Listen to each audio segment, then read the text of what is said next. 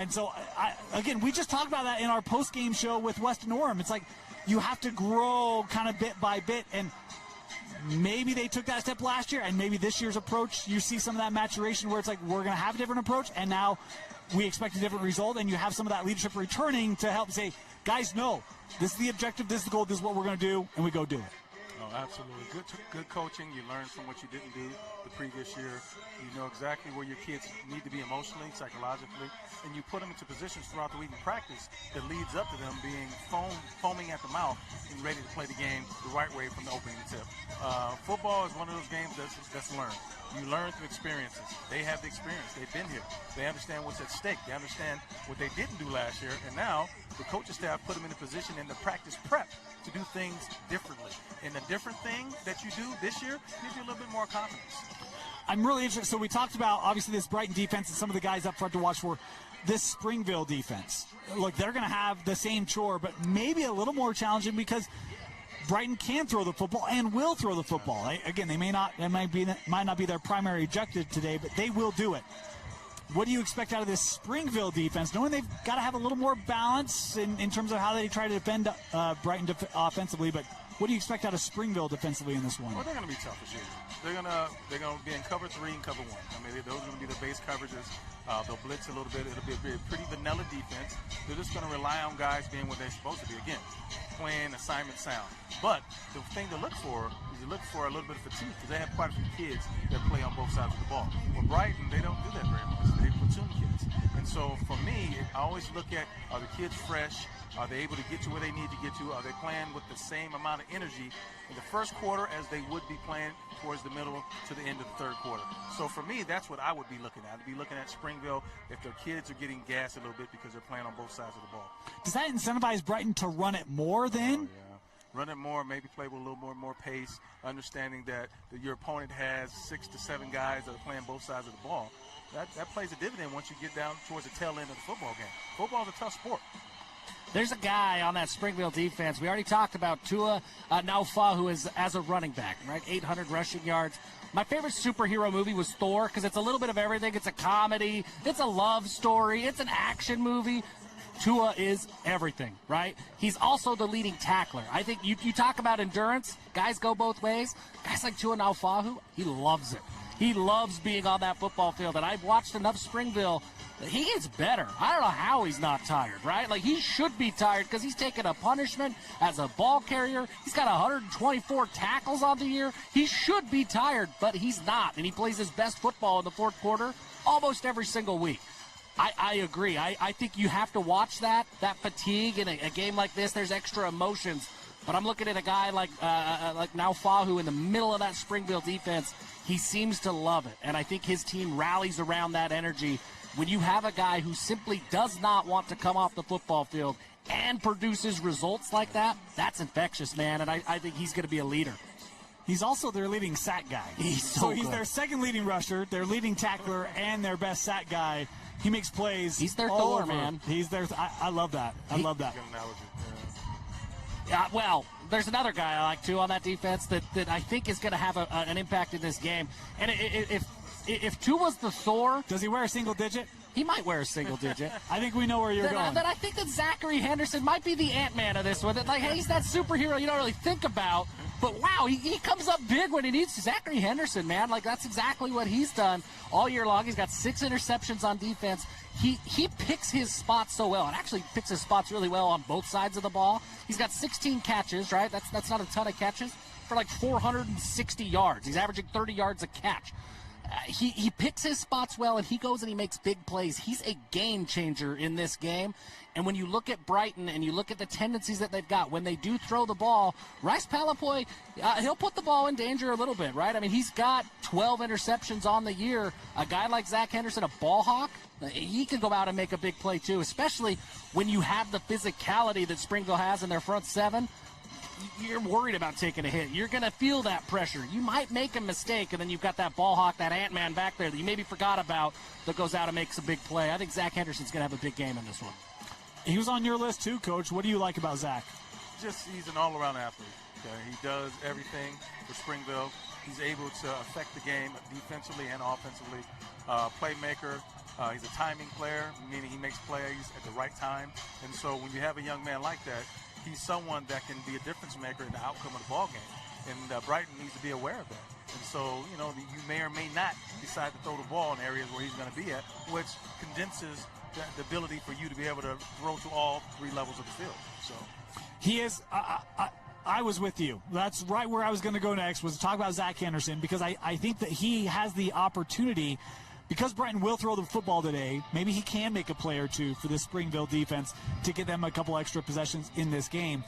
The other thing, we want to talk about Lii Valleti, because we talk about guys who make plays from multiple positions, and Valleti's seen time at quarterback this year. He's over 1,000-yard rusher this year, 8 yards a carry, 10 rushing touchdowns for him. He's thrown 5 touchdowns this year. We've seen him play quarterback in years previous. Bo Halverson's had some time under center as well for this Springville offense. Lii Valleti, I mean, where do you even start? Well, he does it all. Again, he's a multi-talented young man that does numerous things for his team. He's all over the field on special teams. He returns. He kicks sometimes. He plays defense. He plays offense. I mean, he's a young man that just loves football. And what do? Well, you can't keep young people like that off the field that just loves it. And then along with that, he makes plays. I mean, when a young man makes plays on both sides of the ball, how do you keep him off the field? I listened to SUU's head coach once, Delane Fitzgerald, and he talked about how his guys love football more than the guys that they're playing against. And he thought that was one of the biggest competitive advantages that his locker room had, that they love football more than the other guy loves football. And when I look at this Springville team, I just see a lot of guys, they just love football. They don't care. Lii Valleti's a great example. Quarterback, fine. Running back, fine. Defense, fine. Whatever you want me to do, I love ball. And he just wants to be on that field, and we talked about it with Nofahu. This is just a team that loves football. They don't have the stars, the accolades. You know, they kind of are under the shadow of Orem and Timpview down there in Utah County. They just love ball to play ball. And you see that this year. There's just a lot of guys who love being out there. And I think that's what's so fun about this Springville team. They do it differently, but they just love what they do, and they're so unselfish. They are willing to do whatever it takes to win. And I'm anxious to see how Brighton combats that, because Brighton's got that experience advantage in this one. Theoretically, there's a mental advantage that they have, because this moment, they know exactly what to expect. It's not too big for them. But Springville really loves football. I mean, there's going to be a really big mental component to this game. You know, the other thing I'm interested in, too, is every time I've gone to Springville, and it doesn't matter the sport, it doesn't matter, the community of Springville. Huge, man. Because those kids grow up playing for Springville. You play at Springville. I mean, that's what it is. There is something real about playing for the Red Devils in that community. Absolutely. And those kids, they own that. It's a part of them. I mean, that feels so unique in today's era, does it not? Oh, yeah, absolutely. I mean, one of the things you can say about South County football is that the community is engaged and embraces their home team.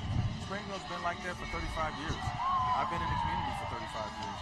And they've always had fan support. They've always had young men that live and die, Red Devil, Don, football, Golden Eagle football, whatever it may be. But the community's the one that support, grandma and grandpa. You know, you have parents that don't have kids that come out to the games because it's a community vibe.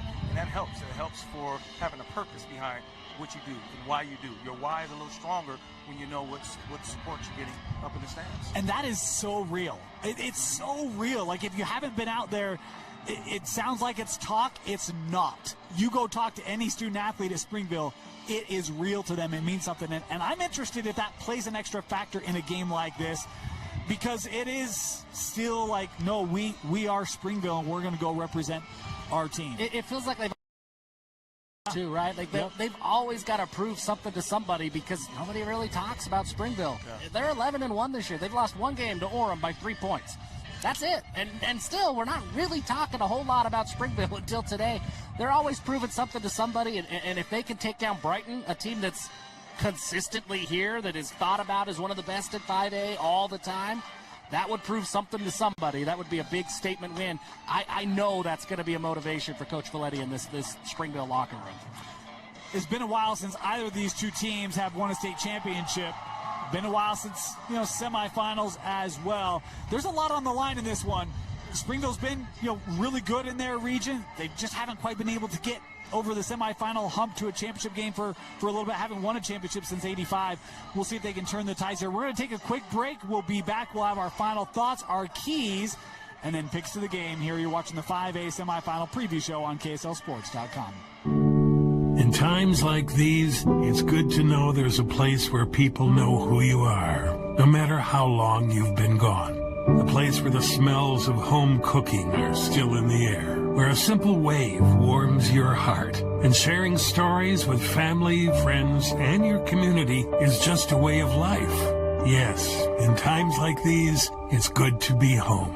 Agraria Insurance Company, protecting what's important in life.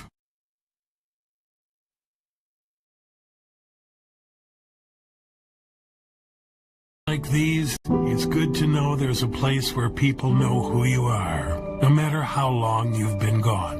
A place where the smells of home cooking are still in the air, where a simple wave warms your heart, and sharing stories with family, friends, and your community is just a way of life. Yes, in times like these, it's good to be home. Agraria Insurance Company, protecting what's important in life. Welcome back here. I don't know if you can hear it in the background. I don't need to hear it in the background. I'm hearing it from this guy right here. I mean, they're playing a little. Hey, that's the generation right there. That's good music. That's back when music was good music. I love it. Well, Absolutely.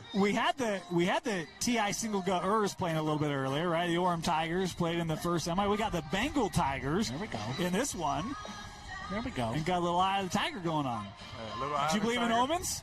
No, I don't. Okay. All right. Shot that down real quick. No, absolutely not. You make your own fate. So, all right.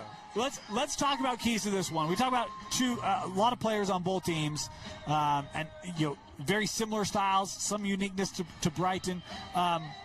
Your keys as you think about this matchup, what are you looking for? What do you think is going to help one of these two teams to victory? Yeah, start with Jeff. Well, I'll start with Brighton. We already kind of hit on it. I think it's going to be that discipline, and it's consistent discipline, right? You can't just be disciplined in the first quarter, think you got this game won. Springville will wear you down, and they have won games close. They have won games big. They do a lot of things repetitively. They just do it again and again and again. So you cannot take plays off against Springville. You cannot take quarters off. You've got to consistently execute your assignment really well, even if the ball's not coming your way, right? You got to execute that assignment really well.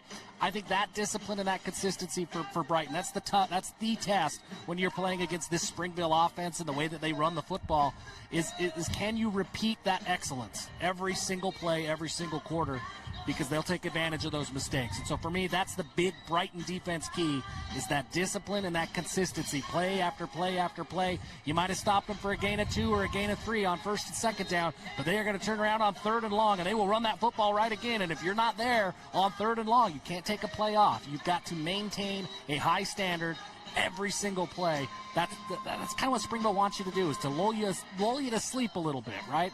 And they'll take advantage of that mistake. That's the key for me, is that consistent discipline from Brighton. I think mental toughness. I think you have to have mental toughness when you're playing against Springville. It's discipline, but you have to be mentally tough to take the banging play after play after play, the aggressive football. And you can't be in the position where you're thinking how physical this is and how you may want to turn down the contact. You can't turn it down. You have to be mentally strong.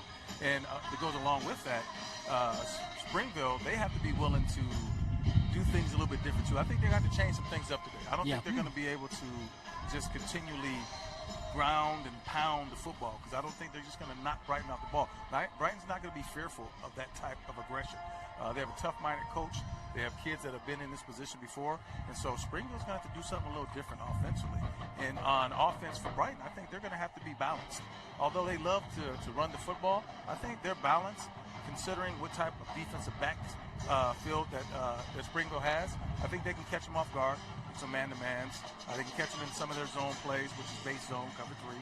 And if they can have a little balance in their offensive attack, I think Brighton can capitalize on some of the consistencies that you're going to see in Springville, because they like Novocaine. You take it and you know what you're going to get. You know what you're going to get from Springville. It's just a matter if you can take advantage of it. So let me ask you this, because you talk about, you think that Springville needs some uniqueness in their approach today, right? Does that mean they throw the ball a little bit more, or do you mean they change their running game a little bit? They're going to throw the ball a little bit more. Yeah. 100%. No, I just think that you can't, like, Brighton's not, they're not going to be a pushover. Okay, they're not going to just get wore down. Yeah. They platoon. They have bodies. They have kids that have been through battles. They're playing a tough region, and so they know what physical football is. With that being said, the preseason schedule was very difficult. Yep. So they've seen very physical, run-minded, tough-minded football teams. And Springville is not going to be any different than that. So Springville's going to have to throw some play-action pass in there, catch them off guy, off bounds, got to slide some running backs to the flats, little play-action fade, dump the little 15 power pass, catch Brighton off guard. So you can make sure that eye discipline that's going to be in the backfield because all the runs, you catch them slipping and looking in the backfield, we've got to dump it off in behind them. I'll tell you this. I like where your mind's at. There were a couple aspects I did not talk about because I didn't know if we'd see them today. So let me just throw a tidbit your way. Dax Matheson, 4 interceptions for Brighton. This Brighton defense, 15 interceptions on the year. You've got quarterbacks who not their primary. It's a little bit of a roll of the dice there. I understand what you're saying, and I think you're right. I think you've got to do something to make Brighton not just tee off on the run every play. But there's a little risk-reward with that approach with guys that's not been your primary thing, and you've got guys who can intercept on the other side.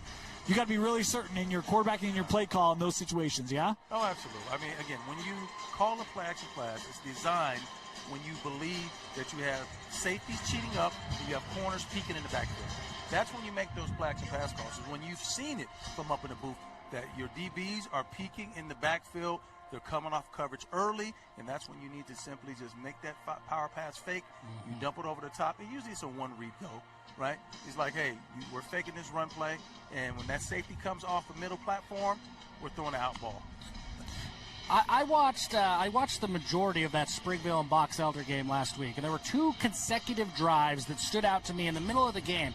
I don't even remember if they ended. I think one of them ended up in a touchdown, and the other one ended up in a punt. It was seemingly kind of an innocuous moment in the game. But I saw something from Springville that, like, I wrote it down and it caught my eye. I saw 3 different quarterbacks on one drive take the ball, right? And I saw 4 different formations. They ran some power I. They actually ran some empty. I mean, they had 4 different formations within one drive. So it's kind of this hidden versatility. It's easy to think like, hey, they're just going to run the football. It's going to look the same. It's going to feel the same. No, they were a little bit more, I don't know, you had to be on your toes. They were giving that defense some different looks. Then the next drive, I saw something that I haven't seen from Springville all season long with Beckett Burton at quarterback. Okay, first, I saw him in an empty set, and it was a quarterback draw. First, I saw the empty. I was like, oh, my gosh, it's happening, folks. There's going to be a pass. No, it was a quarterback draw. And I was like, oh, okay, this is just a look. Then he threw 2 consecutive pass plays. It was 3rd and long. It was to our guy, Zach Henderson, who we highlighted earlier. But they completed both of those pass plays, and that Box Elder defense, you could see the surprise. Look, it's just 2 pass plays. I think it was for like 20-some-odd yards is all that it was, but it moved the chains. And all of a sudden, that Box Elder defense, they had to respect the pass on that drive. And Springville goes down, and they took care of business.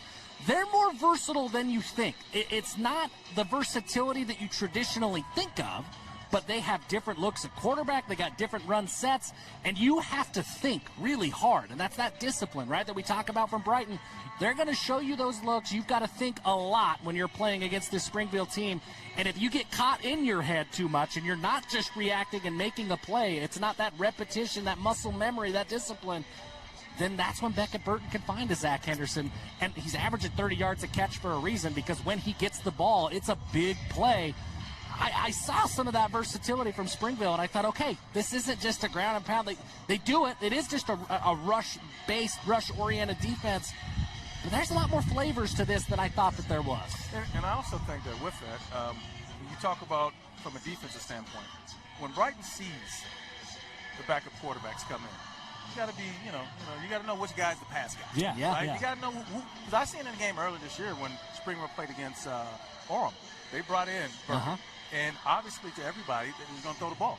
But it caught the kids by surprise because they're so used to doing the same thing. Coming downhill, coming in the box. Yep. Up, pop pass, over the top, 80-yard touchdown. So from a defensive standpoint, the intellect of the defensive players, their safeties, the corners, the linebackers, they have to know who's behind center. Because that would give them a key on what the potential play package could be. Because when certain guys come in, they have a package that they can do. Okay, maybe he ran a draw. The Burkett kid ran a draw. But he's not going to run 2 or 3 draws. That's not why he's in the game. Yeah. So. And it is that Burton, by the way. So it is. Good bloodlines there There's some good mojo here for that Burton family here inside this stadium. Yes, there is. They just need a Didi. Hey, couple things, just some notes to pass on, and we'll just throw these out into the universe, and we can see what we think about it. Springville, we talk about their defense, 11-0 this year when they get a hurry on the quarterback. A single hurry. That's all it takes. Wow. It's a heck of a stat. That is a heck of a stat. Unheard of. Here's the other one. We talked about Rice-Eccles. And look, we talk about Brighton's ability to throw the football. They had the ability to throw the football. This was crazy. Crazy. When Rice-Eccles throws for over 150 yards, they're 1-4. It is a supplement to the run game. Yeah. And that blew my mind. He can't throw the football. Evans can't stretch the field. You got a guy like Slade Taylor, great receiver, not the primary objective. I found that fascinating, that the way that they've used that air attack to success this year is supplemental to their run game. Wow. I think this is going to be an absolute great one. Let's go down the table. Give us your picks. Who you got advancing to the 5A state championship game to take on the Orem Tigers? I love the story of this Brighton team. I love the way that they have come together. I love the way they found themselves in region play and have really started to play really good football. I love their uniforms. I think that Brighton's got the best helmet in the state of Utah. I love Brighton. My heart wants me to pick Brighton. I think this Springville team is different this year. I think that they are wired differently, and I think they got something to prove. I'm looking at this ground game. Pick a running back. There's 5 of them that are going to get carries. I think this ground game is going to be too much for Brighton in this game. I'm going with the Red Devils in this one. Love it. For me, I believe Brighton's going to have some really good balance. I think they're going to run the ball well. I think they'll get enough passing yards to move the chains, to move the sticks. I think they're proven. I think that their preseason schedule spoke a lot to where they ended up in their region, because the toughest region in 5A, but it was a precursor based off of the fact of the types of teams they played in the preseason. But with that being said, man, I think Springville's got something to prove too. I think that running game's going to make just enough plays, and this clock's going to run just enough, and those young men that are playing Ironman football, I think the fruits of their labor are going to come through today. I think I'm picking Springville in a really physical, tough ball game. You mentioned both these teams wanting to run the football. This is going to be a fast game. I mean, our wrap-up show is going to be about 4 hours long to fill time between this and our last semifinal of the night. But because of that, turnovers. Huge. Because you are going to get so few opportunities in this game. I mean, what is the average number of drives in a football game? 8, 10? At the most. Yeah. 10 that's a lot of drives in a game. You could be in the 5 or 6 in this game.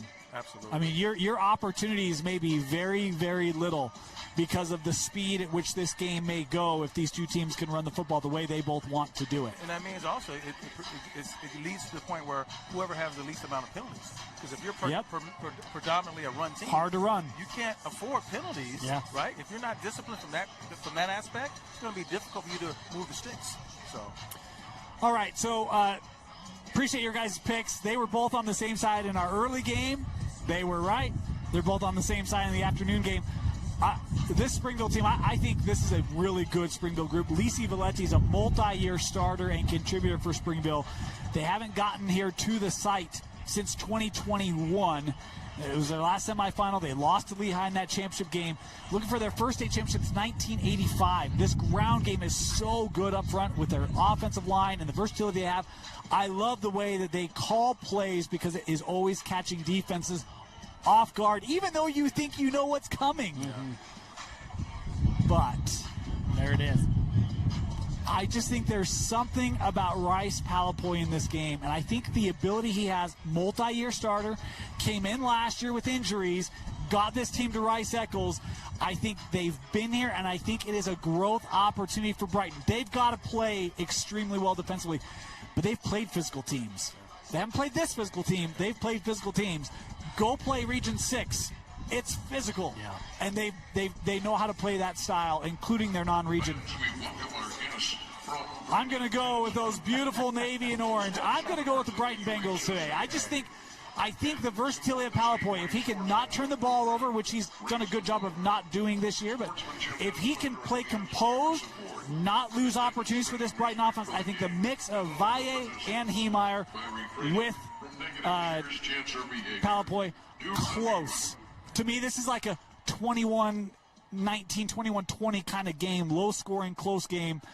I'll roll with the boys of Brighton. All right. There you have it. There's our pregame show. We're just a few minutes away from kickoff here. We'll send it back up to JJ and Sly. Second 5A semifinal right around the corner here on KSLSports.com.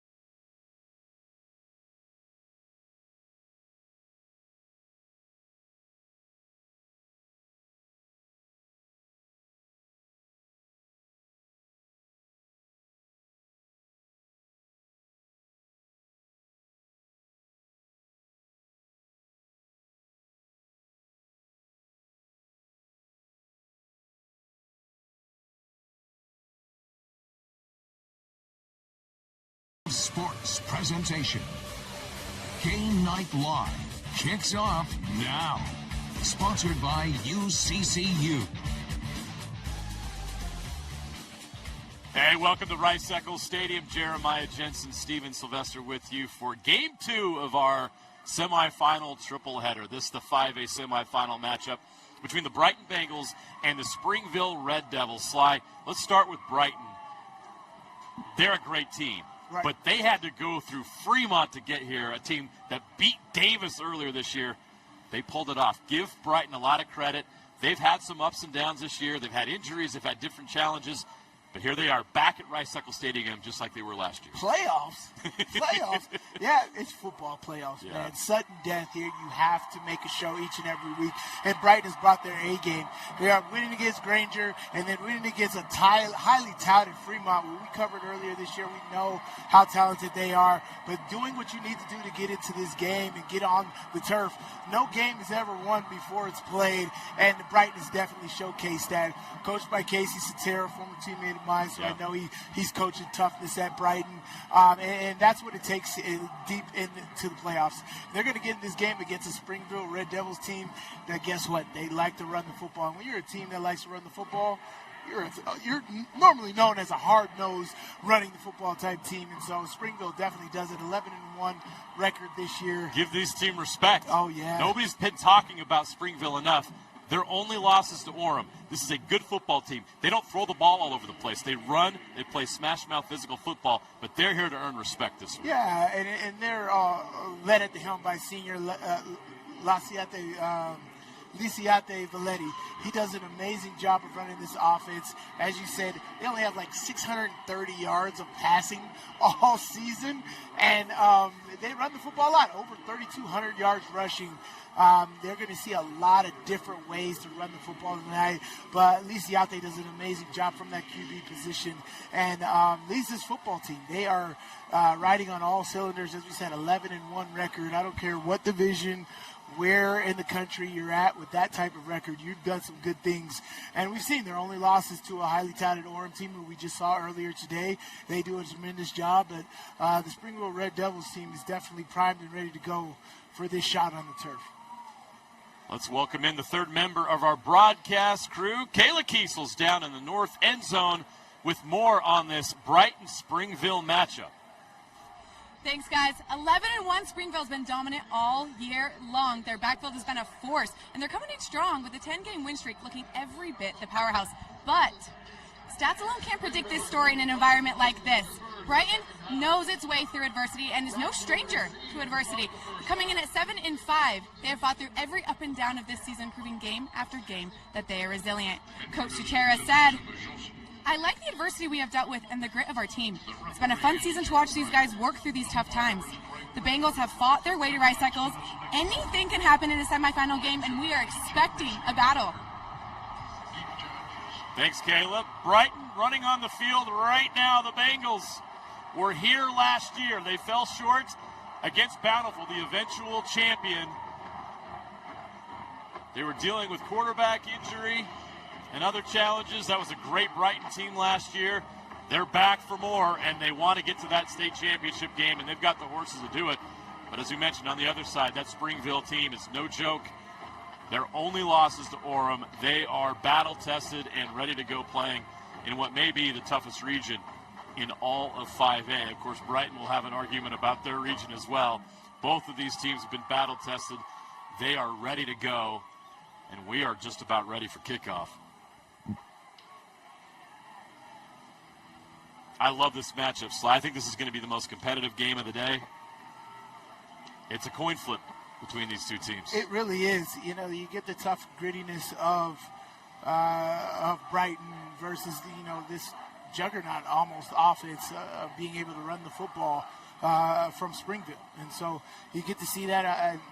As you said, in one of the toughest regions of all of 5A, they've been battle tested, Springville, and they're ready to go. And Brighton, they've had ups and downs, they've had injuries, they've had all kinds of things go against them, but they are still here today fighting. And I'm never going to forget, I think we covered the last game of the year at Brighton 2 years ago, and just seeing the tough grittiness of that defensive front and powering their offense. It was actually against West. Yeah. We covered West at Brighton, and we really saw how this Brighton mentality of toughness is on display. You got to play them a full 4 quarters. You can never put them away, and I'm going to let you know that right now. Well, Springville will kick off. Brighton will receive.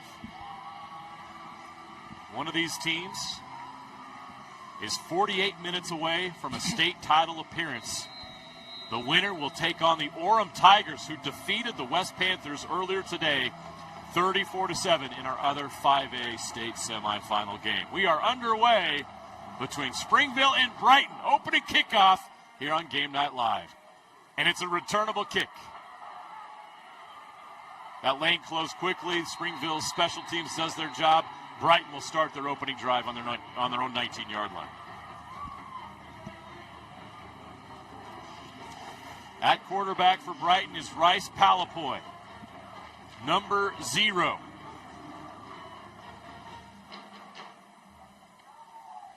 Missed this opportunity last year. He had injury.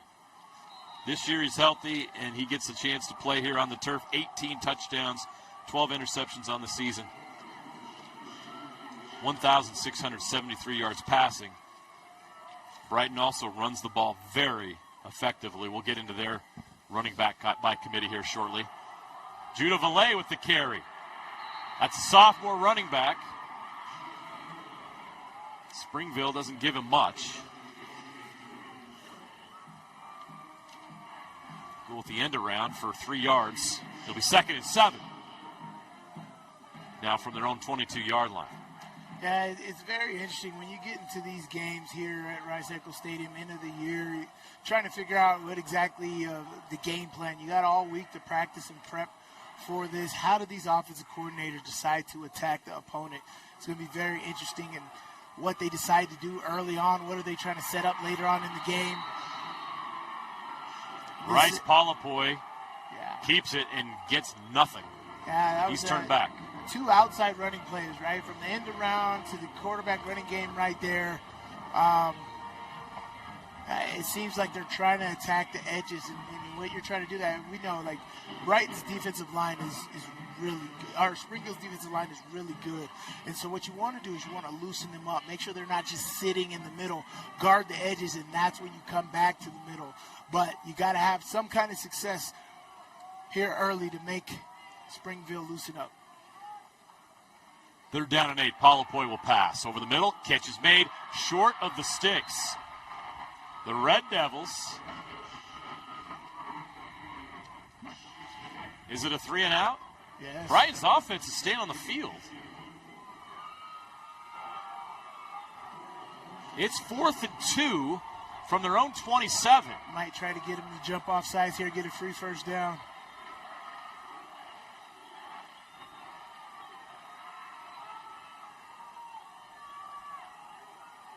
It's a quick punt here. That's exactly what we're going to get. Rice Palapoy punts, no one's back. With the bounce, gets it inside the 40 down to the 37-yard line. And that's where Springville will take possession of the ball for the first time today. See, with those, he's got to punt in the middle of the field. There's nobody back there. You punt because when you get a roll, you don't know where it's going to roll. It rolled out of bounds and lost some yards. You could essentially get you can punt the ball 40 yards and get 20 yards worth of rolling if you punt in the middle of the field there. So I know it's not hard or not easy to directional punt there, but on that pooch kick right there, you're going to want to get in the middle of the field. But good job by Brighton at playing the field position game here. Our first chance to see the Springville offense. Up the middle. What a run. Lii Valleti, this 5'10", 215-pound senior. 1 carry, 1st down. Great job on the fullback trap there. As we said, there's 3,200 yards rushing and just 600 yards passing for the Springville offense this year. You're going to see a lot of different running formation. There's straight I formation, fullback trap, pull the guard, have the fullback run right underneath it, and you pick up 12 yards for the 1st down. 1st and 10 from their own 49-yard line.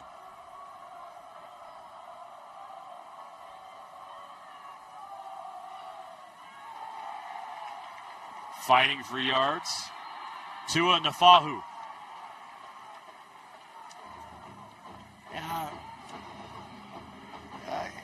Again, with this 3,200 yards rushing, it's not just one guy. This is running by committee. You're going to see a plethora of running guys, especially Lii Valleti.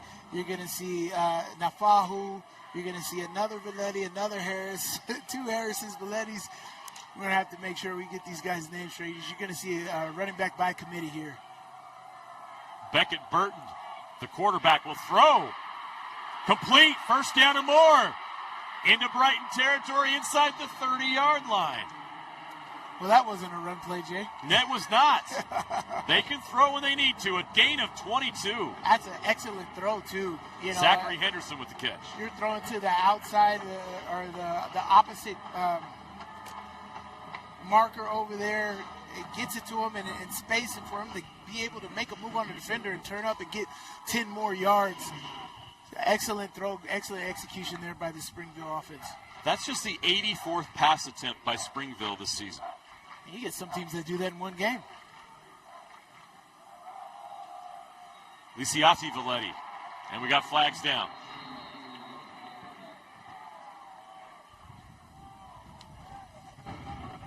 Henderson, by the way, is their leading receiver by a mile. He's got 462 yards and 6 touchdowns this season. He's got 400 of their 600 yards? Yes.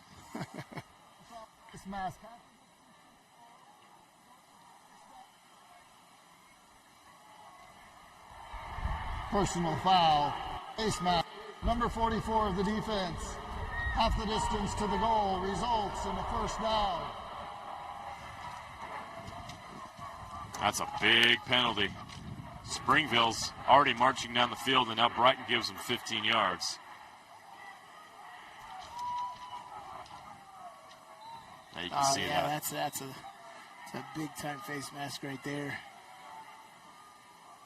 Yeah. Burton throws outside, catch is made. Brighton wraps him up quickly. That catch is made by number 6, Siaosi Toki.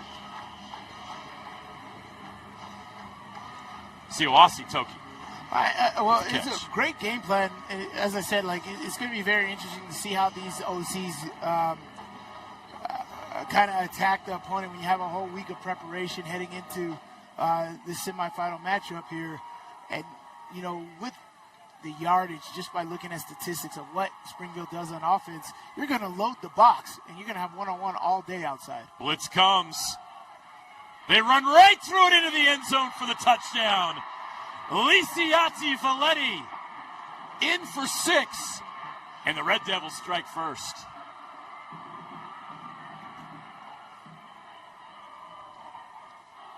That is what Springville does. It's like a trip to the dentist. It's painful. I was just really abusing. Like on defense, how do you guard that from the fullback trap to the outside throws to them loading up one side and even bringing another puller and getting all the way to the end zone? They had a run blitz put on there for Brighton, and Springville literally just blocked that, just technically sound, blocked it up, and great running by Valleti. A tremendous job of allowing his blockers to get that outside and cutting it up, knowing when to go north and south. It's a great job. Look at this here. Follow the blocker. Get right inside that guard, knowing that he's going to kick him out. That's great running back vision by Valleti. Great blocking by that offensive line. 7-0. Springville leads Brighton. We'll take a quick break and be right back here on Game 9 Live. With affordable GLP-1 medication from Direct Meds, I've lost weight but gained lots of attention. From old college boyfriends, hi, to young college boys. Oh, honey. And my husband's obsessed. She loves to make me jealous. Well, as a woman over 50, losing weight was about as hard as getting my husband to cook anything but cereal. Honey, where's the milk? In your hand, babe. Oh. Visit directmeds.com today. Want to make out? Sure. Okay. One of those long days working on your feet? Turn your aching feet to happy feet at Salt Lake Running Company. Our award-winning trained staff will provide a custom shoe fitting that will help you find the shoes, inserts, and socks that will make your workday the best it can be. Locally owned and operated for 30 years, SLRC offers rewards, training groups, races, and free community events. Visit us in-store or online today at slrc.com. Your work feet and workout life will get a boost.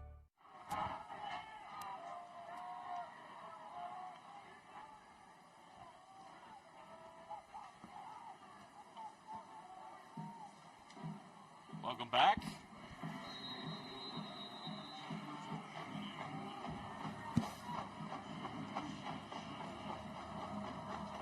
Springville will kick off.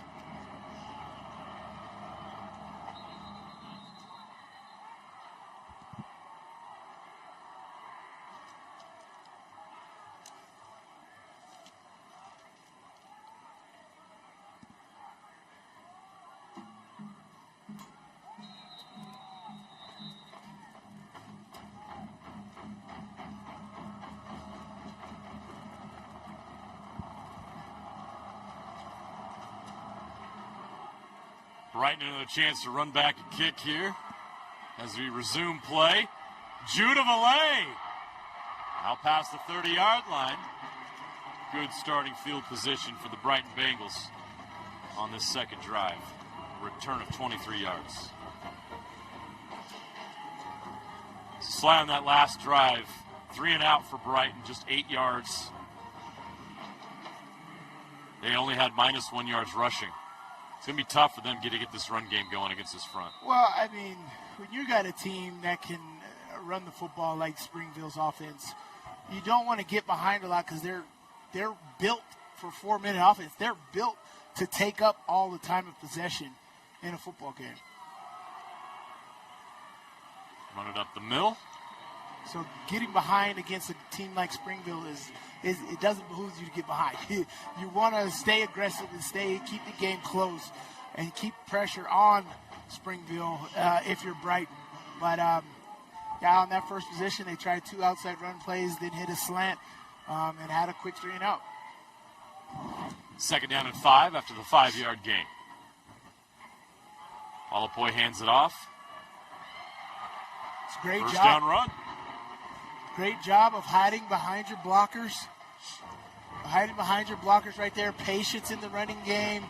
Allowing things to set up. It's you don't want to just hit it straight out. That was a great job. That was a patient play, right? There's some where you got to hit it hard, and then there's some where you have to let the play develop right there. It's a great job by letting your blocks develop and hitting the hole. Cole Heemeyer with those 2 carries. 1st and 10. Brighton from the 44. Alapoy will pass on a slant. Incomplete. Great coverage on the play by Zachary Henderson.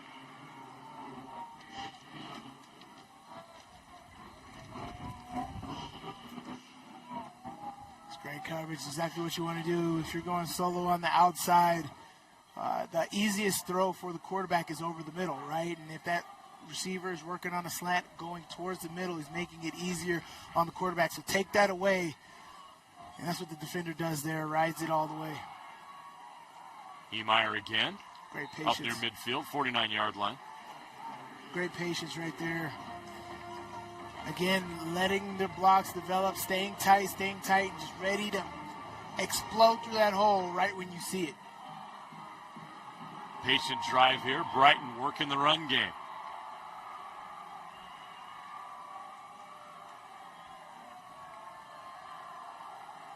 Alapoy will take the snap and hand off again to Heemeyer. Right up the middle. It's working.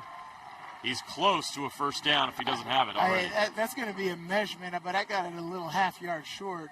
They're going to call it 4th down. They're going to call it 4th down.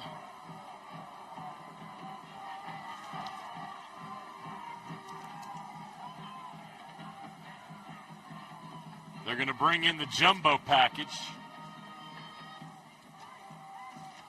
and try to move some earth here to get that first down. Sam Talbot comes in, number 90, to help block. They go heavy, right up the middle, and it works. First down, Brighton. They'll keep the drive alive.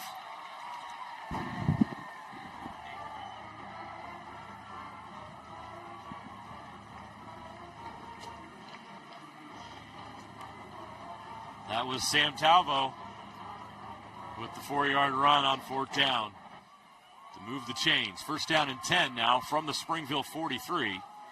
Brighton down 7-0, coming up on 4 minutes left to play here in the first quarter. They're going to go to Valleti, Judah Valleti. Oh, great job initially bouncing that, right? He does a good job of getting back north and south after the first bounce. I know a lot of running back coaches. I used to be in practice like, why is the running back coach yelling at the running back so much? But running back coaches hate you bouncing inside run plays outside, right? But if you can get back north and south quickly and make a success out of that, which is exactly what he did there, that's a successful running play right there. Now it's 2nd down and 5. Valleti again. Stay inside. Yes. Patient. Gets up to the 36-yard line. So it'll be a 3rd down and short here for the Bengals. Clock running up to coming up on 3 minutes left to play here in the first quarter. Brighton taking their time.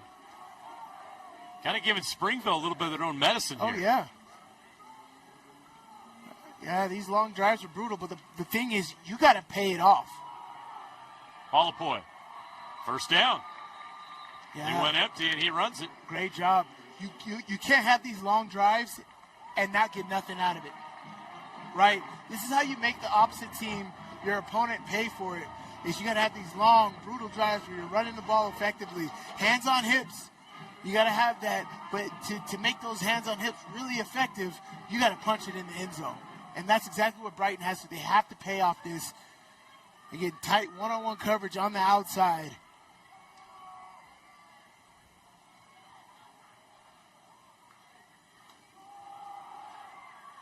Valleti, another run. That's great. That's past 40 the yards. 30 to the 29. I tell you, if you're getting 4 to 5 yards per carry, that's great, right? Ultimately, you want a nice 6-yard average, but if you're getting 4 yards, 4 times 3 is 12, and that's a first down. So that's exactly what you want to have. So great job by this offense at getting that. 2nd and 6 for Brighton. Palapoy will throw. Outside, catch is made, but he doesn't get anywhere. Dax Matheson on the bubble screen, and Springville blew that up. It'll be 3rd down. Great job by that outside corner, avoiding that block and blowing that whole thing up right there. Honestly, on those smoke screens, it's all about individual effort. If you can beat the block and make some people miss on the defensive side of the ball, you're going to be winning. Palapoy runs again. Up the middle. This has been effective. Up to the 20-yard line. That's another first down. I really like this because Springville is paying attention to it. They understand it, right? Springville understands that they're trying to get that done. You're leaving ISO coverage over there, so all they got to do is win one-on-one outside. You do a combo route on the outside, and they're gonna hit that. They're opening things up. This is a very good strategy by the Brighton offense here. Lii Valleti with a great tackle to prevent Palapoy from taking it to the house. Back to Valleti. They continue to run. Nothing there. Stuffed at the line of scrimmage. Great job. Stanford Small getting off of the block right there. Making a play. It's exactly what you want to do. You got to win your one-on-one blocks right there. Stanford Small does a terrific job of shedding the blocker and making that play for only 1-yard gain.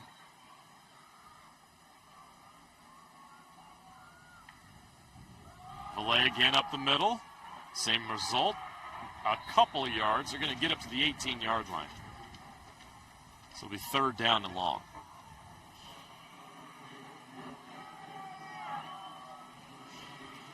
Be the quarter.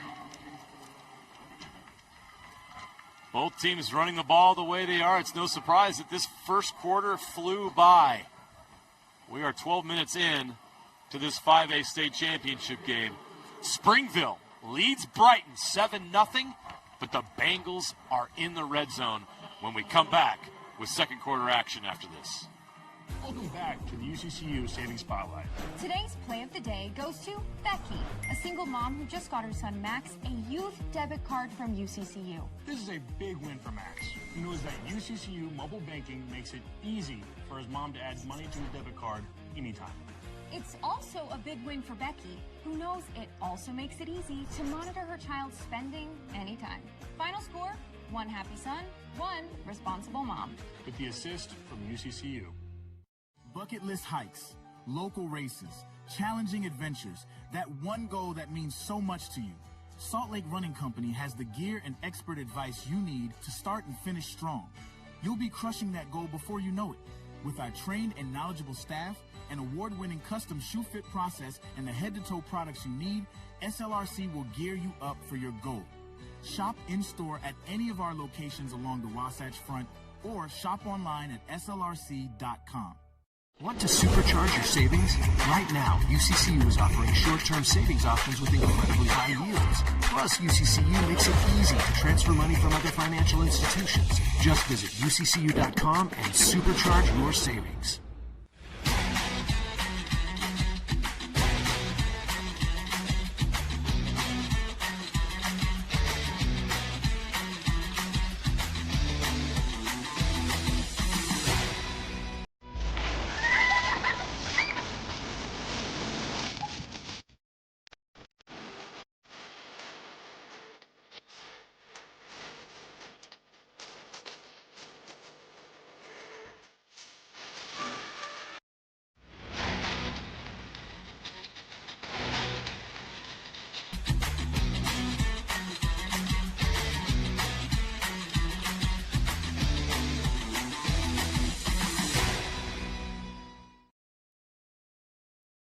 Want to supercharge your savings? Right now, UCCU is offering short-term savings options with incredibly high yields. Plus, UCCU makes it easy to transfer money from other financial institutions. Just visit uccu.com and supercharge your savings.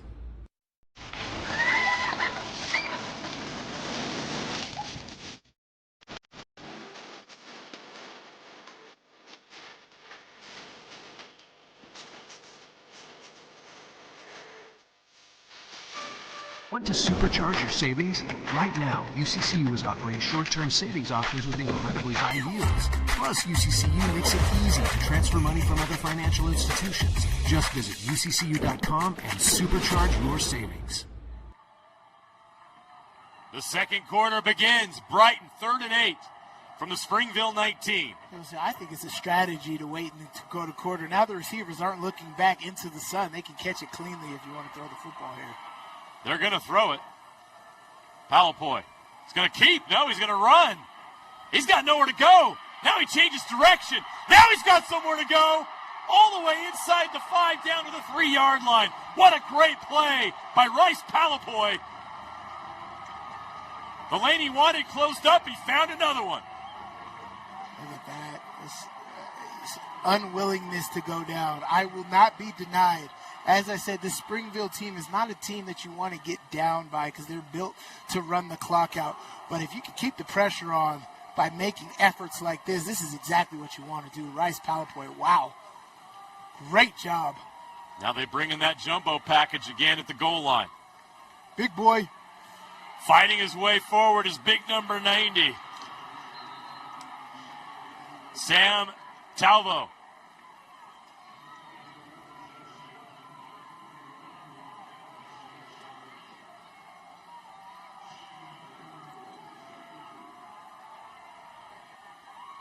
See if they go back to number 90 again. Samuel Tuavau. Why not? This is refrigerated Perry time, right? So let's make it happen.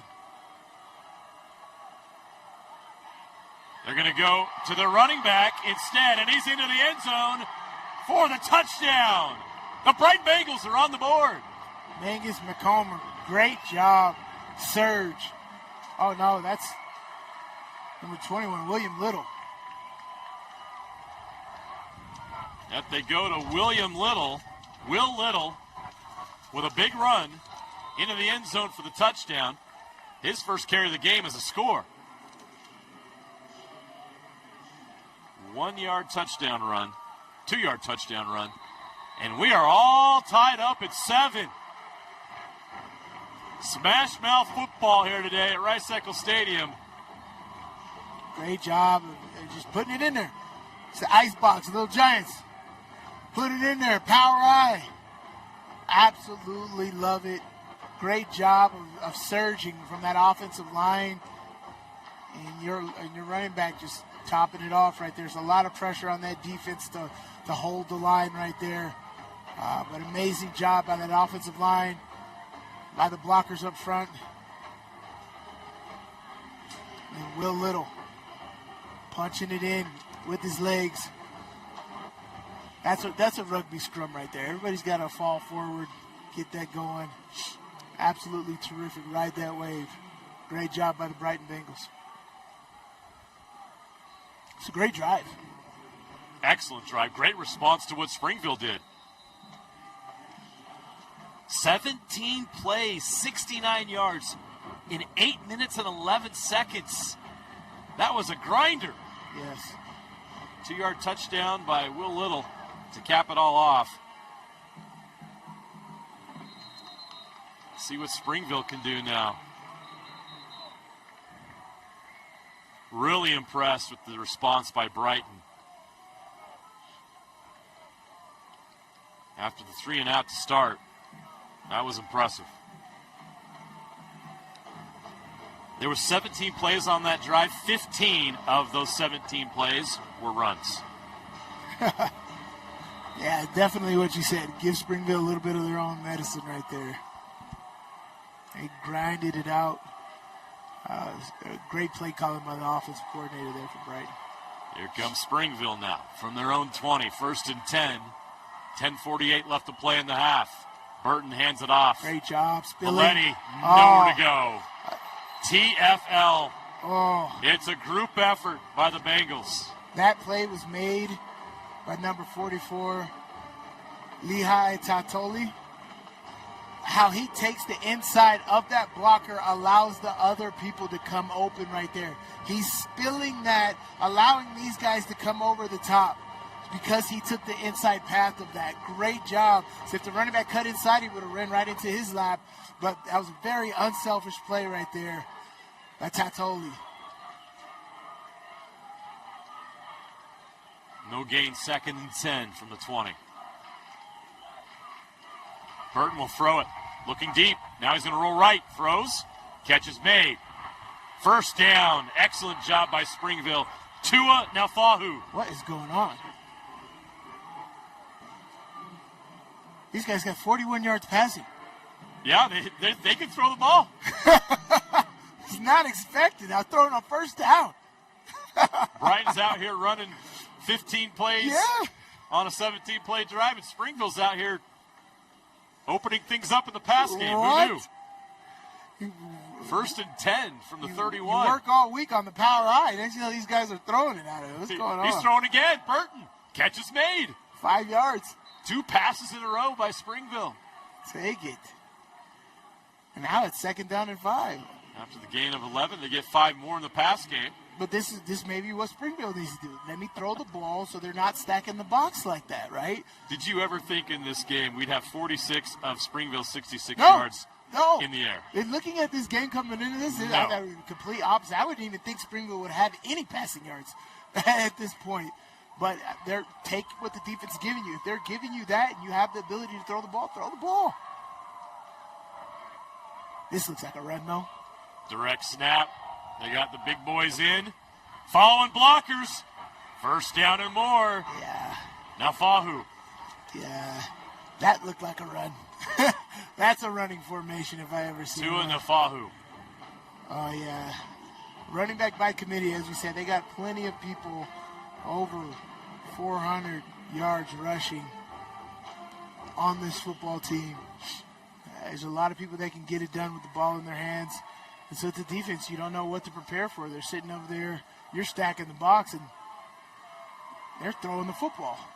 Traditional power, you don't see I formation that much anymore. Reverse. Pitch right, reverse. Pass. Reverse pass. Wide open. Going deep. Oh, incomplete. Big collision in the secondary.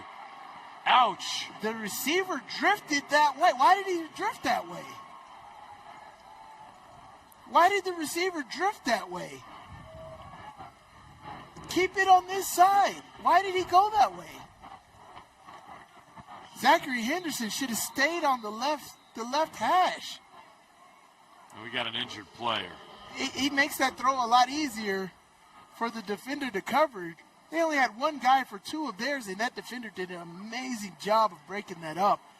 But he's got to spread the field. You can't go to one area, let one guy cover 2. Oh, somebody's down here. Yeah, Dax Matheson was sandwiched in the secondary. They're defending that pass. He did a terrific job defending that, too. He's the only – that's a touchdown. If they keep that spread, I don't know why those guys were together. They literally, if you're running down the hash, you shouldn't the quarterback has the option to choose. There's no way for Henderson should have drifted that way, and Matheson took the grunt of that. While they attend to the injured player, we'll take a timeout. 8:10 left to go in the first half. We're all tied at 7 in this 5A semifinal between Springville and Brighton on Game Night Live. One of those long days working on your feet? Turn your aching feet to happy feet at Salt Lake Running Company. Our award-winning trained staff will provide a custom shoe fitting that will help you find the shoes, inserts, and socks that will make your workday the best it can be. Locally owned and operated for 30 years, SLRC offers rewards, training groups, races, and free community events. Visit us in-store or online today at slrc.com. Your work feet and workout life will get a boost. Welcome back back to the UCCU Savings Spotlight. Today's play of the day goes to Becky, a single mom who just got her son Max a youth debit card from UCCU. This is a big win for Max, who knows that UCCU mobile banking makes it easy for his mom to add money to his debit card anytime. It's also a big win for Becky, who knows it also makes it easy to monitor her child's spending anytime. Final score, 1 happy son, 1 responsible mom. With the assist from UCCU.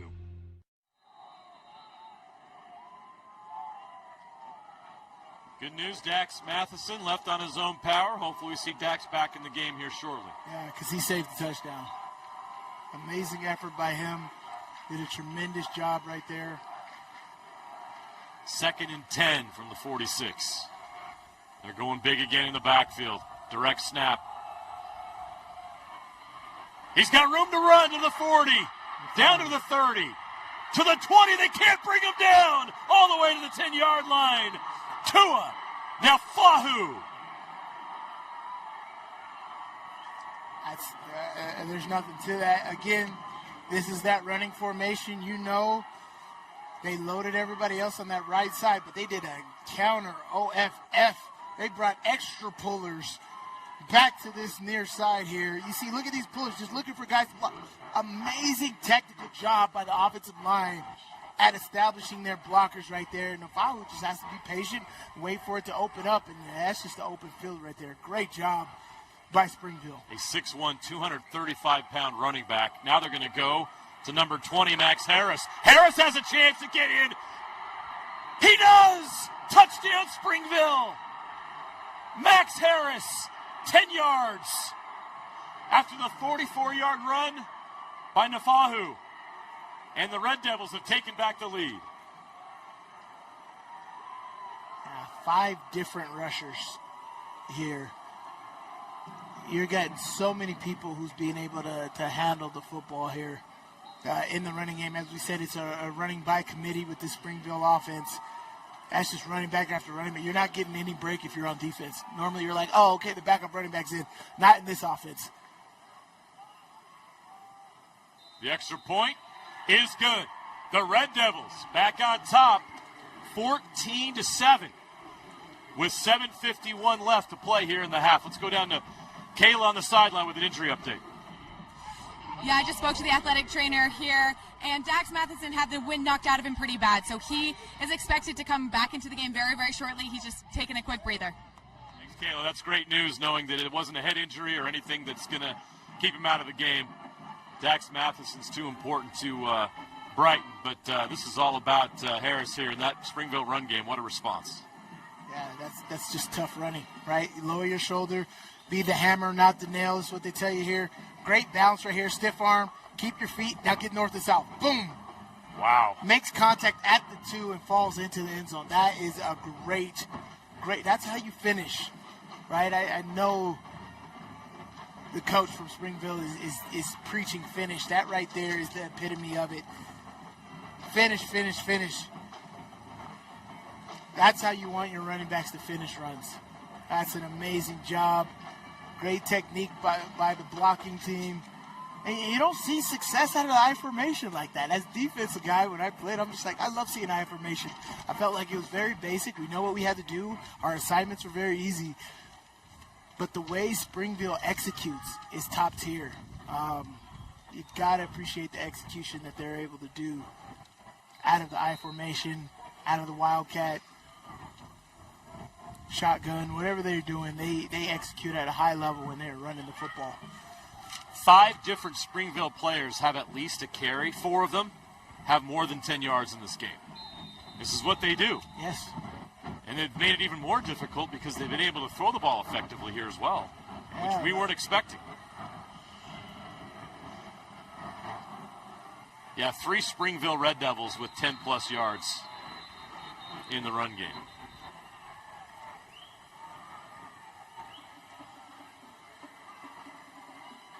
We're going to have an NBA matchup with Scoring Fest here. Let's see what's going on. These guys seem virtually unstoppable on offense.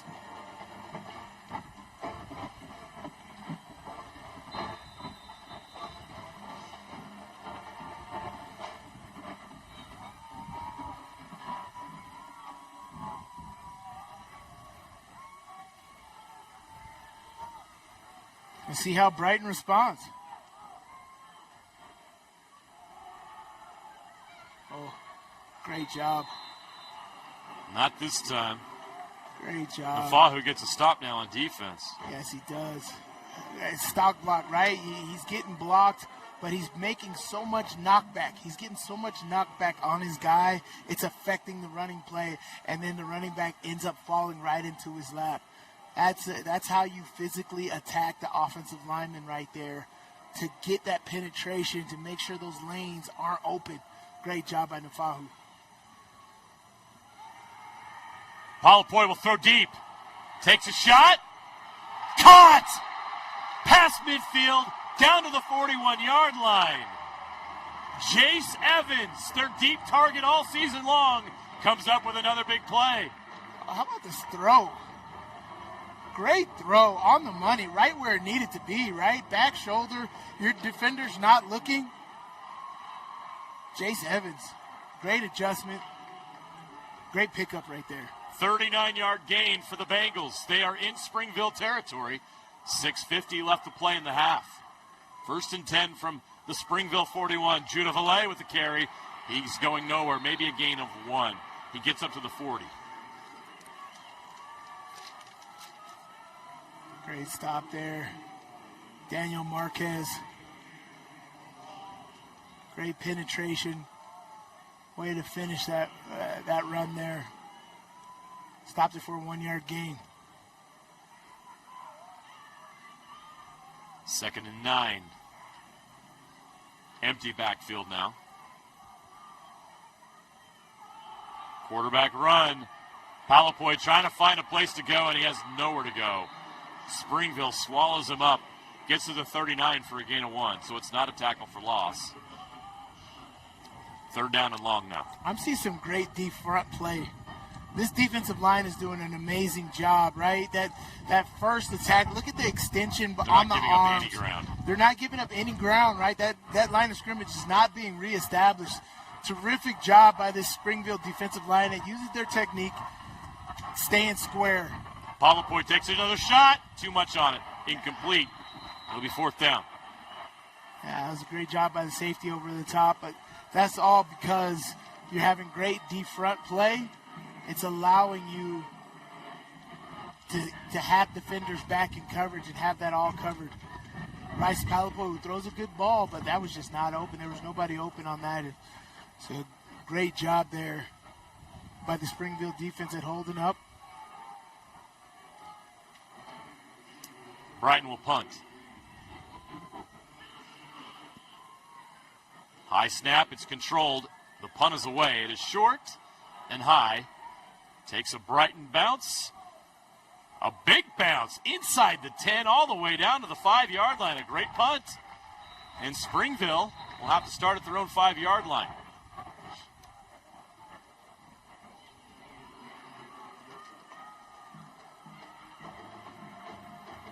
The wind's starting to pick up here in the stadium. It's not great kicking weather. That was that awesome punt. That was exactly what you want to do. You want to pin them down inside the 5-yard line. All right, so Sly, I want to pull up some video, a little flashback right now. 4 years ago, we were in the stadium for the high school football semifinals. Here's how it went. Oh, Turn up the audio here. Turn up the audio. Didi scrambles. Didi Walker throws it back. Oh my God! Oh my God! Walker Didi. Touchdown! Springville wins. Yes. I was at a 9, so I was just going straight to the end zone, and everyone else just ran that way. I saw Ryder rolling out, came back wide open. He put the ball there, and I went up and got it. Ryder Burton makes the play. We have 25 seniors, and every single one of them has my back. This town is different. They're always here. They're always supportive, and I can't thank them enough for that. What a great moment that was. Yeah, it was. First of all, great to see Dusty Lister there. Yes. We miss our friend terribly. He passed away just recently after a long battle with glioblastoma, and we want to send our love to his family that I'm sure are watching here today, and everybody whose lives he touched. It's great to see him in that video and remember those moments that we were a part of. But Ryder Burton to Walker Didi in the end zone, no time left on the clock. That ended Orem's 4 consecutive state title streak. And the funny thing is, if Springville wins in this semifinal, who will they play next Thursday? The Orem Tigers. Yeah. So much crossover here today. Springville's got a Burton playing quarterback today. I mean, it's just crazy how all things come full circle here. 4 years later, what a moment that was with no time left on the clock. Here we go. Springville goes run, short run here. Gain of 2.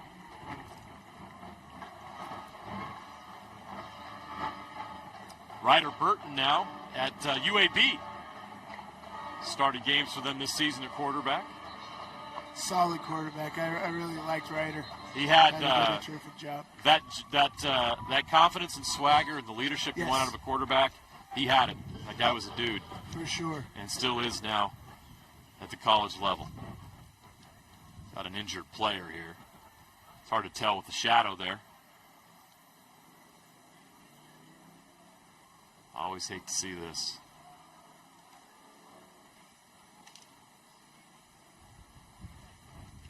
Yeah. Didn't see what happened. It's Lehigh Tautioli, who's made some plays in this game already. And Lehigh's up. Tautioli is back on his feet. That's a good sign. He's got to come out for one play. He's not happy about it. That's a tough kid right there. He'll be back. It's like he's working his shoulder a little bit. So back to the action. Springville's offense back on the field. We're under 5 minutes left to play in the half. Second down and 8 from their own 7-yard line.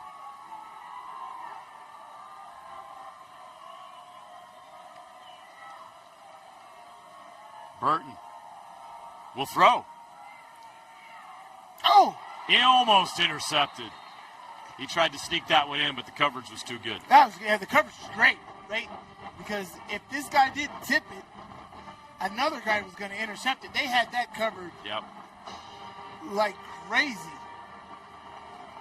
If he doesn't tip this, that's intercepted and on the back end. But, yeah, it's a great job by Brighton staying on their technique, staying on their P's and Q's, understanding the moment, understanding it's third down. Not giving up a big play here. Springville's fortunate they have another down here. Third down and 8 from their own 7. That wind is really whipping. It's not good punting down here. You can see the flags on top of the goalposts are moving in all different directions right now. So we suddenly have some wind causing an issue here. We'll see how much it impacts these teams. But delay of game. Number 8 of the offense. Distance to the goal. And that's not good. Springfield needs to understand that. It's like, are you sure you want to punt in this wind as well? You got to make sure you're in great position to do that, because this is not, even your long snaps are going to get some wind and air. This is very dangerous territory for Springville.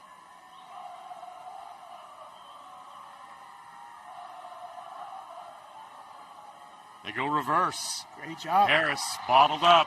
Lost the yards. Nothing there. Great job by this Brighton defense, and now they force a Springville punt. I'd bring the heat. Bring the heat. Make them rush the punt at the very least. Absolutely. Rush the punt. Have a shank punt so you can have a 20-yard field. Dax Matheson is back in the game. He is the returner at the Springville 40-yard line. The wind is in Brighton's favor right now. The wind is directionally, according to what I see on the goalpost, blowing south. Yeah, which is opposite of where they wanted to go. So this is going to be tough for Springville. I'd bottle up all of their blockers right there. Oh, low line Oh, drive. great punt. Oh, wow. Excellent punt. Matheson's got to go all the way back in Brighton territory to get it. And now he's swallowed up before he can get to midfield. Excellent punt in the wind out of his own end zone. So you kind of lost it. You kind of lost it with the sun in your eye. That's also an issue. And it was a low-line drive, which means you're out kicking your cover. So if he catches that cleanly, you're in big, big trouble. But he does it because he loses it in the sun. Low-line drive. He skips it across the field. gets 50, almost 60 yards on that punt. Boy, that couldn't have gone better for Springville. Great job. Because that's what you want to do. Because if you punt the ball in the air, that's catching the air. Yep. And that's going to bring it back. But if you do a line drive, that's cutting the wind right there. And they does a great job. Gets a great Springville roll. 1st and 10, Brighton from their own 49. Oh, a great run on first down. He's got a chance. He's on the outside. He's got the edge. Down the sideline. Knocked out of bounds at the 15-yard line. What a start to this drive. It's Cole Heemeyer. Great job. You get patience in the running game. 30 yards into the red zone. Allowing those big boys to get set up right in front of you. Look at his patience. Explode. Go. Nice. Great job at turning the corner by Heemeyer. Brighton, after all this, has a chance to tie us up with 3:30 to go. They bring the big backfield in again. 1st and 10 from their own 16. From the Springville 16. Will Little again. He had the touchdown earlier. They'll stick with this group. Great job by Will Little right there. Stick behind the big boys. Everybody fall forward. That's what they mean. Fall forward. At the end of the day, you better fall forward. Strength on strength here. Look at all the big boys out there. Oh, yeah. Near the 10-yard line. Up the middle. And Brighton's in no hurry. They're in no hurry. They're like, I'll play Smash Mouth here. I can do it all that. Take all 40 seconds off the play clock if I want. Yeah, they want to burn that clock. They don't want to give the ball back to Springville because they get it in the third quarter. So great job by Brighton. I can run this same formation over and over. Take all 40 seconds off the clock. Get a ball back to Springville because they get a first down if they pick up 1 yard here. Yeah, so this is going to be a handoff. 3rd down and 1 from the 7. Watch the fullback Sam Tua Nofahu here. That's exactly where they go. Big number 90. That's what I would have called. It's a no-brainer. That's what I would have called. Sam Talvo, 305-pound defensive lineman, comes in as the fullback. He gets the carry, and it's a Brighton first down. Now 1st and goal from the 3. That's not even fair. No, that's a big boy right there. Tua Nofahu takes that handoff. 2 hands on the football, falls forward. Great job. Eat up this clock. Under 2 minutes to play in the half. Little, again for the touchdown. Deja vu, just like he did earlier in the half. He's back in the end zone, and Brighton has a chance to tie this up with an extra point. Yeah, I really like this. It's, you know what we're doing. Let's line up and go. It's almost just like the tush push, right? Yeah. There's no messing around. I'm not trying to experiment. I'm not trying to catch you off guard. I'm not trying to fool you. I'm trying to give a safe bet right here that my guys will blow your guys off the line. That's exactly what they do. Will Little in the end zone again. The extra point is good. We've got a tie ball game. 1:50 left to play in the half. And Brighton has tied this thing up.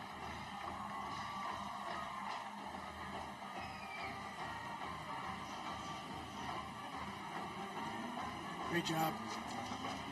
Big boy football, that's all it is. Guys getting behind each other. Other guys pushing. It's not just pushing. You got to know how to push, right? Yeah, you do. How am I pushing my guy so he gets leverage?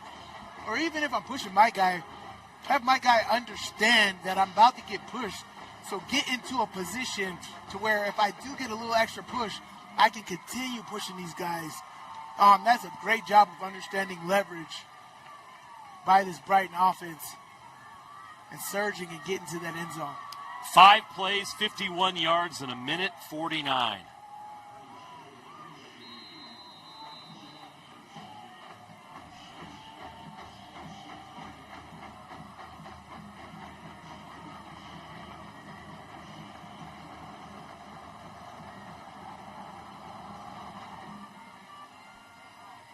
Charge. That can be returned from the 1. They're going to go reverse. No, they are not. He's got a lane, and it disappeared really quick.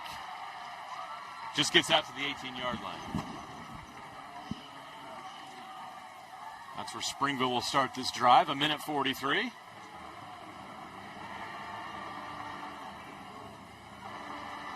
It's a great job by that kick coverage.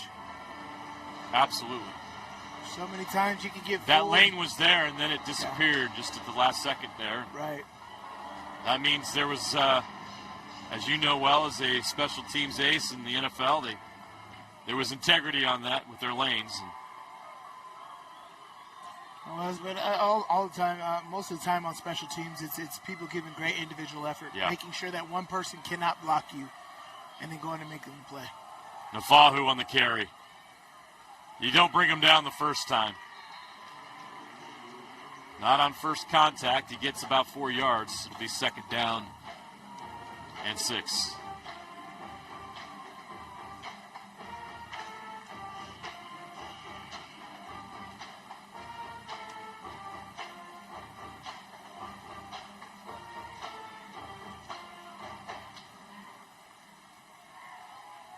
Clock's running. Springville does have all 3 of their timeouts, as does Brighton. They don't seem like they're in a rush, though. Not at all. Same play. Looking for that hole. He can turn this into a big play. He's all the way out near the 40-yard line. Great run by Nofahu. They're going to hurry up to the line of scrimmage. They're going to go no huddle. No, they're huddling. Oh, no, they're going to go no huddle here. They're going to run the same play. Remy, same play. Repeat.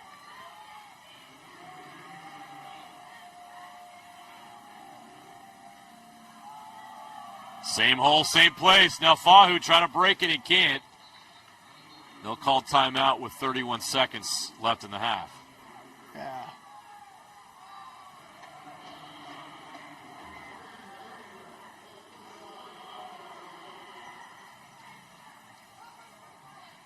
Great job. I mean, if Springville can get a big play here, they need about almost 40 yards, getting like field goal range, decent field goal range with the wind.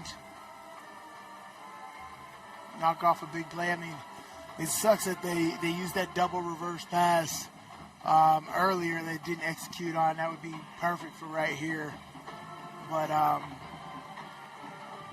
yeah, it's going to be interesting how this goes because, you know, Springville kind of just slowed down when they decided to, you know, let's throw the football, right? We've had success on the first couple of drives. Let's exclusively throw the football, and they kind of slowed down, had to punt, and then Brighton came right back at them, and now this is got a tied ball game.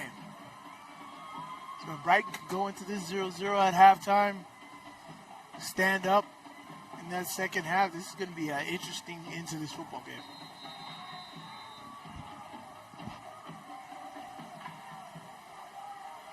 Coming out of the timeout, 2nd and 6 from their own 43.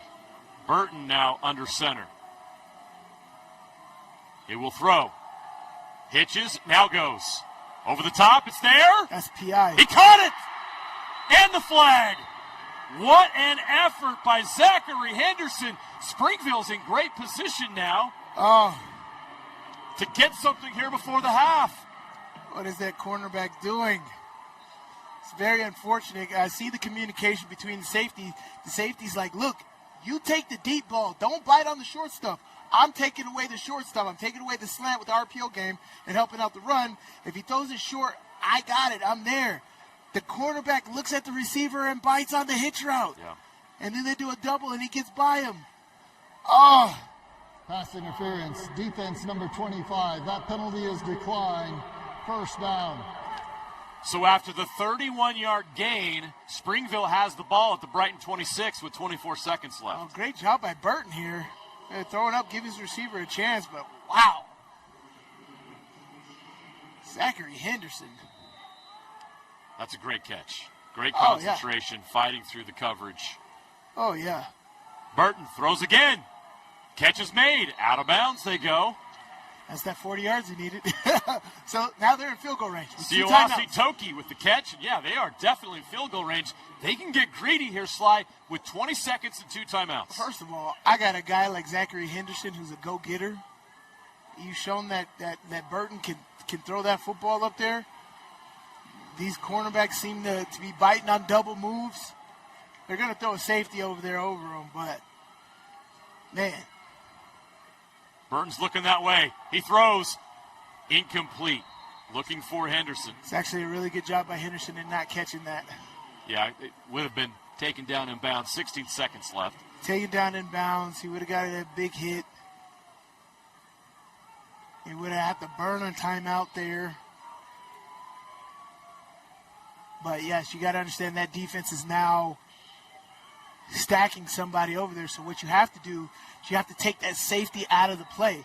You got to take the tight end, Nofahu here, and run him at the safety to make the safety stay away from your number one receiver. They're going to run a reverse. It's open, and they trip him up at the 7. Great job. The hole was there, but Brighton steps up and gets the stop. Great job. Springville have to take a timeout with 10 seconds left. Great play call. Unfortunately, it's third down now.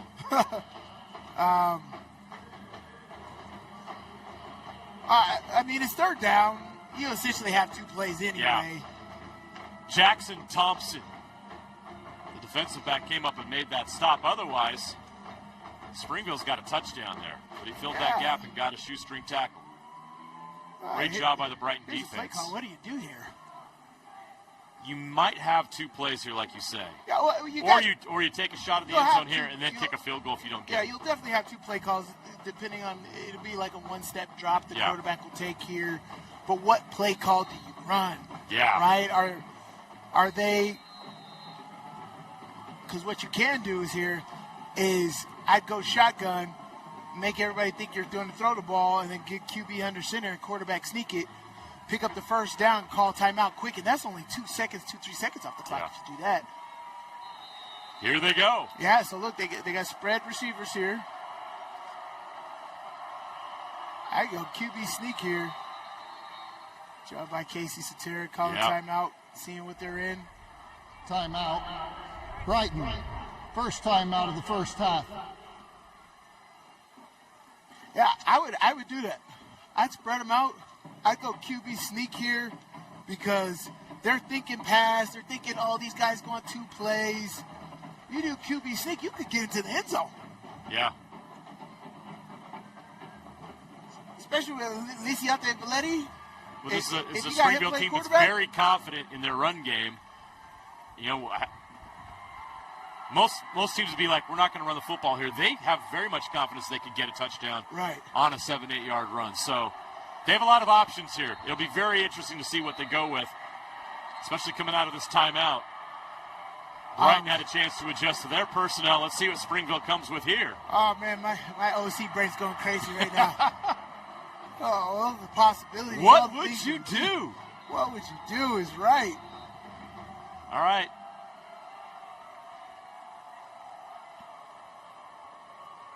On third down from the 7-yard line. Burton under center. Takes the snap. He will pass. Play action. Looking to the end zone. He's open. Caught. Touchdown. The Red Devils with 3 seconds left on the clock. Penalty. Convert, but we got a flag on the field. Illegal formation? Or illegal Siawasi Toki caught the pass in the end zone for the score. They caught somebody going forward on the motion. But it's going to go against Springville. Oh, that's unfortunate. That was a huge play because you take all that time off the clock. Yep, you don't get it back. Oh, no, they don't get that back. Nope. Yep, you got to kick the field goal now, Coach. Number 6 of the offense. 5-yard penalty from the previous spot. Replay third down. They called the legal shift. So they're going to bring on the field goal unit and try to get the points in the lead. Well, disappointing for Springville, but they still have a chance to get points on this drive and take a lead going into the half. And in a game like this, those 3 points can be so crucial. Here we go. A field goal attempt from 29 yards. Ben Smith will attempt the kick. Snap's good. The hold's good. The kick is up. And it is good. And that is the end of the first half. What a great first half that was. Great execution by both teams. An even battle. After 24 minutes, the difference is this field goal right here by Ben Smith. I'm intrigued. This is great. Can't wait for the second half. Let's go down to Kayla on the sideline with Coach Sotero. Hey, Coach, great first half. It's been competitive back and forth all first half. What do you think has been working well for your team, and what adjustments do you think need to be made? Well, I just think offensively we're doing a really good job. We started running the football, and that kind of opened some things up. I'm really proud of those guys. O-line got working a little bit. Defensively, we gotta step up a little bit, right? Especially pass game wise. That's something they hadn't shown, and we got to work on that a little bit. I'm a little frustrated. Got the score right before half, the field goal. So, Yeah, Springville's a very physical team. How do you plan to keep your team's energy and strength up moving forward? I think we just got to go next half. We've tried to just be, next play mentality, not worry about what's happened previously or don't look too far in the future. So we're just going to stick with that. Thanks, Coach. Yeah, thank you. Thanks, Kayla. What a half. That was outstanding high school football.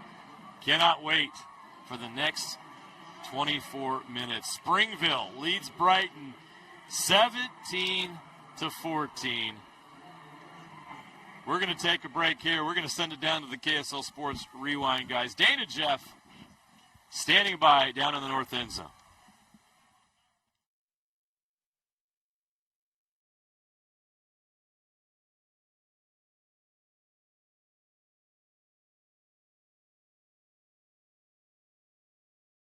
Welcome in. Halftime here in our 5A semifinal. Springville leading Brighton 17-14. Dane Stewart, Kalen Hall, Jeff Hansen.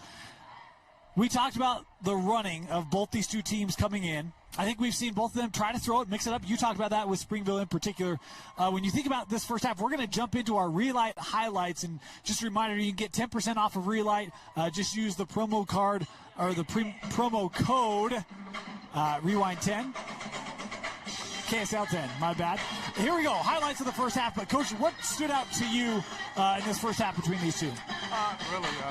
Springville's extremely physical. I mean, both teams were physical, but I thought Springville played a much more physical brand of football. But I also thought they used the play-action game. They had some big plays down the field, which set up two of their scoring drives. And based on the scoring drives that they had, it loosened up the defense of Brighton. Brighton had to back up a little bit more. They didn't go 8-man box.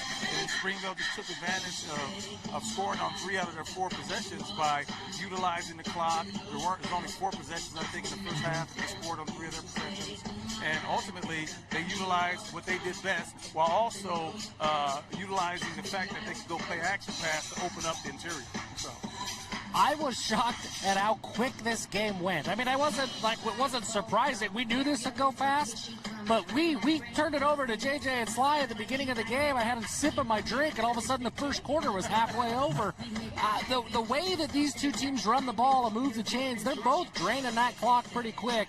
It's going to play a role, right? Just reduced possessions. It's going to play a role. I was surprised to see how much Springville threw the ball. Like, look, they're not opening it up. They're not all of a sudden, Peyton Manning's Colts. Like, that's not what they are. But they threw the ball a lot more. I thought. Yeah, I mean, Zach Henderson's got 3 or 4 catches. Look, he had 16 coming into the game on the whole season. That's 12 games to get 16 catches. He's got 3 or 4 in the first half of this one. This is a different-looking Springville offense than we're used to seeing. I mean, they are big. I mean, we see that run right there by Nofahu, and I mean that is a big, big boy. We talked about Brighton has dealt with physicality, but that's like Vili Tapatautai big right there. I mean, he is a load, and he's been a load for this Springville offense in this first half. Oh, absolutely. He's a phenomenal power runner, and I really don't believe Brighton's played against some physical teams this year, but I don't think they've come against a runner such as that young man with the physicality that he runs with. He runs with excellent pad level, excellent balance, and he's a lot faster than you would think he would be for being as stout as he is. The thing that surprised me is how Brighton has used Rice Palapoi in the run game, because he's actually ran the ball quite a bit. We saw a run, his touchdown run earlier was designed to go left, kind of came back right side.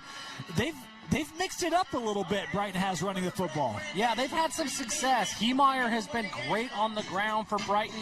Heemeyer's story, I don't think we highlighted him enough in the pregame. We did not talk about his story. Look, he was a linebacker. He's a team captain. He wasn't playing a whole lot. They have an injury at running back, and he raises his hand, says, hey, Coach, I'll play. Here we are in the state semifinals. He had a heck of a first half. And then I'm with you, Dane. Rice-Eccles in the run game. Not just the run game, but his ability to extend plays. He's had a lot of long runs off of broken pass plays that it looks like a sack. The pass rush is there, and he's just somehow able to maneuver his way through traffic and get upfield. Rice-Eccles has been really good, and in my mind, he's the reason that Brighton is still in this ballgame. Each of these teams have had opportunities, and each defense has gotten stops, but Springville, that last drive right before the half, for that huge reception, there was a flag on the play, didn't matter. There's a heck of a catch down the sideline despite the PI, sets them up inside the 20, and they're able to capitalize with a field goal. Would have been huge for Springville if they were able to get a touchdown on that drive, but even still going up 17-14, they'll get the ball started the second half. Coach, how big is that going into the locker room, knowing I come out with the ball, both offense been able to move the football pretty well. You feel pretty good right now after Coach Valleti in Springville? Absolutely. Consider the fact they have scored on 3 of their 4 drives. So the probability of them being able to put a possession together is really good. Those points, 7's always better than 3, but those points are what I believe is going to be insurmountable towards the conclusion of this ball game. You close out every quarter with points. If you close out every quarter with points, it sets you up with the momentum, it sets you up with the energy that you need, and it also sets you up because you get the ball back to be able to take more time off the clock and put your opponent into a rust phase. Because Brighton knows that if they get too far behind, it's going to be hard for them to catch up. I think it's big for that Brighton defense to hold them to 3. I think that Coach Satera and that Brighton coaching staff, they're going to be able to sell that as like, hey, that's a huge win before the half. Look, you gave up the big pass play. You don't want to give up any points. But there's a touchdown that was taken off the board, right? Yeah, Mentally, that's going to be big. 7, right? It should have been 7. It was not. Yeah, and for those points to get off the board and say, hey, we held them to 3, that's a win, right? Go get one stop right here. Our offense has had success last couple of drives. Go get one stop, start the second half, go score. We got the lead, and all of a sudden we're playing Brighton football. I think that Brighton feels pretty good right now. I'm with you. I think Springville feels pretty good. I think both coaches have a lot of messages that they could sell to their team inside the locker room right now. I am curious because we talk about these two teams like to run the football. That's their identity. It's what they want to be. So we've seen them have success in there. If you're these defenses, how do you try to limit the effectiveness of the other offense? Because they both had a lot of 3rd and shorts. There's been a couple of 3rd and longs that have largely been converted. Each side, I think, has only punted once. How do you what defensive adjustments, if any, can you make during this short halftime to try to be more effective at stopping the opposing run game? Let's start first with the Brighton defense on Springville. I think Brighton just needs to squeeze the gaps a lot more. I think they need to realize that they need to get those big running backs running laterally. They can't allow them to run downfield. They got to get them running east and west. And if you squeeze the gaps and you make the running backs bounce the ball more, then you can allow your speed and athleticism to catch up and run those guys down as you get them to bounce. So that's the first thing I think Brighton needs to do. For me, I'm looking at it and I'm just saying, hey guys, we're there. They're making a lot of really strong first contact. They're getting some penetration at the line of scrimmage. Running backs are just breaking tackles. If we make that first tackle, we get them behind the chains on first down. That's going to help us a lot. I think that if I'm the coach of either one of these teams, my message is that our game plan is sound. What we're doing is working. We just got to make that tackle. We got to get to that first contact, and then we're going to be okay. Let's flip it now. That Springville defense. I think the Springville defense has probably looked stronger against this Brighton game, this Brighton offense. But they've been able to get 2 stops, I think. Anyway, any adjustments you're looking here, or do you feel like, hey, yeah, they're good running the game. We feel confident over the duration of the next 24 minutes we'll be okay. Or are you looking for any adjustments from that Springville D? I don't think Springville needs to make any adjustments. Springville knows that Brighton's not going to beat them over the top. They don't believe that Brighton's receivers can get behind them, or they don't believe that Brighton's quarterback can put the balls into places where they need to be as those windows are tighter in that man-to-man coverage. Springville's been playing predominant man-to-man, single safety high, and they've been allowing everybody else to press the box to pull away from or to stop the run game of Brighton. Yeah, just keep quarterback contained for me. Rice-Eccles has been able to move the chain so many times with his legs. We'll give a little bit on the pass rush. If you can't get home and get the sack, okay, don't lose contain so that he gets outside the pocket and makes something happen. I think that's the only adjustment, is just make sure that quarterback stays in the pocket. And if he's going to beat us, he's going to beat us with his arm. Offensively, again, I mean, we see that last drive. I think Springville's play calling, we talked about this in the pregame show, they do such a good job. It doesn't look really elaborate, right? But, man, every call is so precise and it's executed so well. Pretty satisfied with the offensive game plan if you're a Springville offense right now? I think they have executed very effectively the game plan that they put together. Obviously, there's some keys that come out when Burton's in the game. That pass-run ratio is about 70 to 30. Yeah. Something that Brighton needs to maybe key in on. But the execution, regardless of who's been at quarterback, has been really good. Up front, their front set, their offensive line, and the tight ends are really sealing those lanes. They're getting second level of linebacker, and they're opening up small creases to gauge and to gap big runs. Yeah, I think Brighton probably feels pretty good too. I mean, right now, you're a long pass play away that was really kind of a fluky play. If you're that defensive coordinator for Brighton, you had a guy in the right spot, just didn't get his head turned around to go find the ball. And you're looking at a tie football game. I don't think Brighton's going to uproot anything that they're doing. They're just going to go and say, hey, we got to make one more play. We got to make one more play. Maybe we got to steal a possession. Brighton led an interception way deep inside the Springville territory. They let that hit the turf. That it was kind of a broken play. There were a couple of guys that could have picked it off. Six. Yeah, and so it's like, hey, the opportunities are there, guys. Let's go make that one more play. And it's still that one possession, and Brighton's going to feel great. And wasn't that the start of this last drive? I believe so. I mean, yes. that could have flipped the game the other way, right? You could be up 7. That would be huge. That would have been a huge. Would have been huge. Anything that you think indicators to watch for to start in this second half? Oh, opening drive. What does Springville do? They continue to move the ball on the ground, mixing it up with the short pass game and the play action pop pass and vertical route. Or does Brighton step up and make a stop? If they can make a stop, if they can, first down is the tail. You get them behind the chains. You get Springville behind the chains, you get them into a position where they have to throw the ball, then you can design some coverages to play some cover 2 to take away those out routes. That's really what they've been doing. Those short out routes, 10-yard out routes, they've been really killing Brighton on those. Yeah, I look at the way this game started. Springville made a statement of their own. Quick 3 and out, got the ball, turned around and scored. Brighton's going to try to do that exact same thing. Get that defense on the field, get some stops. Get some stops on first down. If you could do that, feel good, get some momentum. I think this first drive is going to be really telling. A couple things just as we look at the halftime stats. I think interesting. Springville 207 yards at half. That's almost better than either team in the first game today, right, which is crazy. Brighton had 169. Again, they're pretty close to each other. Time of possession heavily skewed in favor of Brighton, almost 15 minutes. Time of possession to Springville's 9, which is crazy because it felt like Springville had a lot of possession that first half, but did not.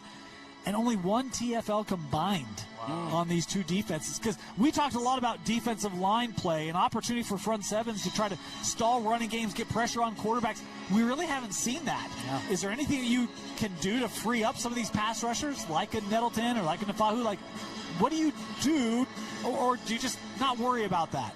I don't think they're really playing defense, either team, to get penetration for rushing the passer. Okay. They're playing even gap run control. loss, though? Well, they're playing gap control. They're trying to squeeze gaps. Because if they get too much going upfield, blitzing, even run blitzes creates lanes. And I don't think either team wants to create lanes. They want to funnel everyone to the middle. They want to squeeze the gaps. Because I don't think either team respects the other team's speed enough to the fact where they think they're going to be able to just run away from it. Yeah, I completely agree. I think you're playing a lot of run fits and just trying to keep those things in front of you. You maybe aren't getting the TFLs, but if you can stop them at gains of 1, 2, 3 yards, you're calling that a win if you're a defensive coordinator in this one. I want to ask you this question, having never been a play caller, right? We're learning a lot about what Dane hasn't done today. But when you talk about, you're trying to, even your run blitzes, right?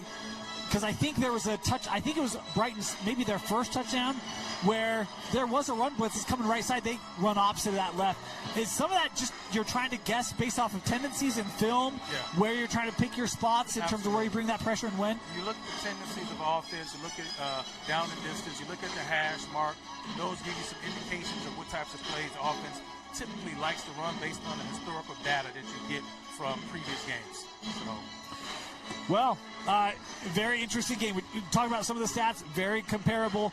These two defenses, they've given up some yards, a lot of it rushing. I mean, you have only 120 yards combined passing combined today. So most of those, almost 400 yards have been on the ground. We'll see if that continues in the second half as we get ready to send it back up to JJ and Sly. Second half kickoff just a couple minutes away. Stick around after the game. We'll have our 5A post-game show. We'll dive into this one. Might also just touch on perhaps a minute or two on the upcoming 5A state championship. We'll know the matchup then. Thank you for joining us for our halftime show here on KSLSports.com. Back to JJ and Sly for the second half kickoff.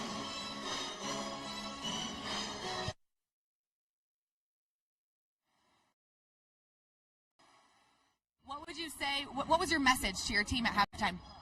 We're right where we want to be. We know that this game's going to be won in the deep water, and we're comfortable there, and we just got to be who we are.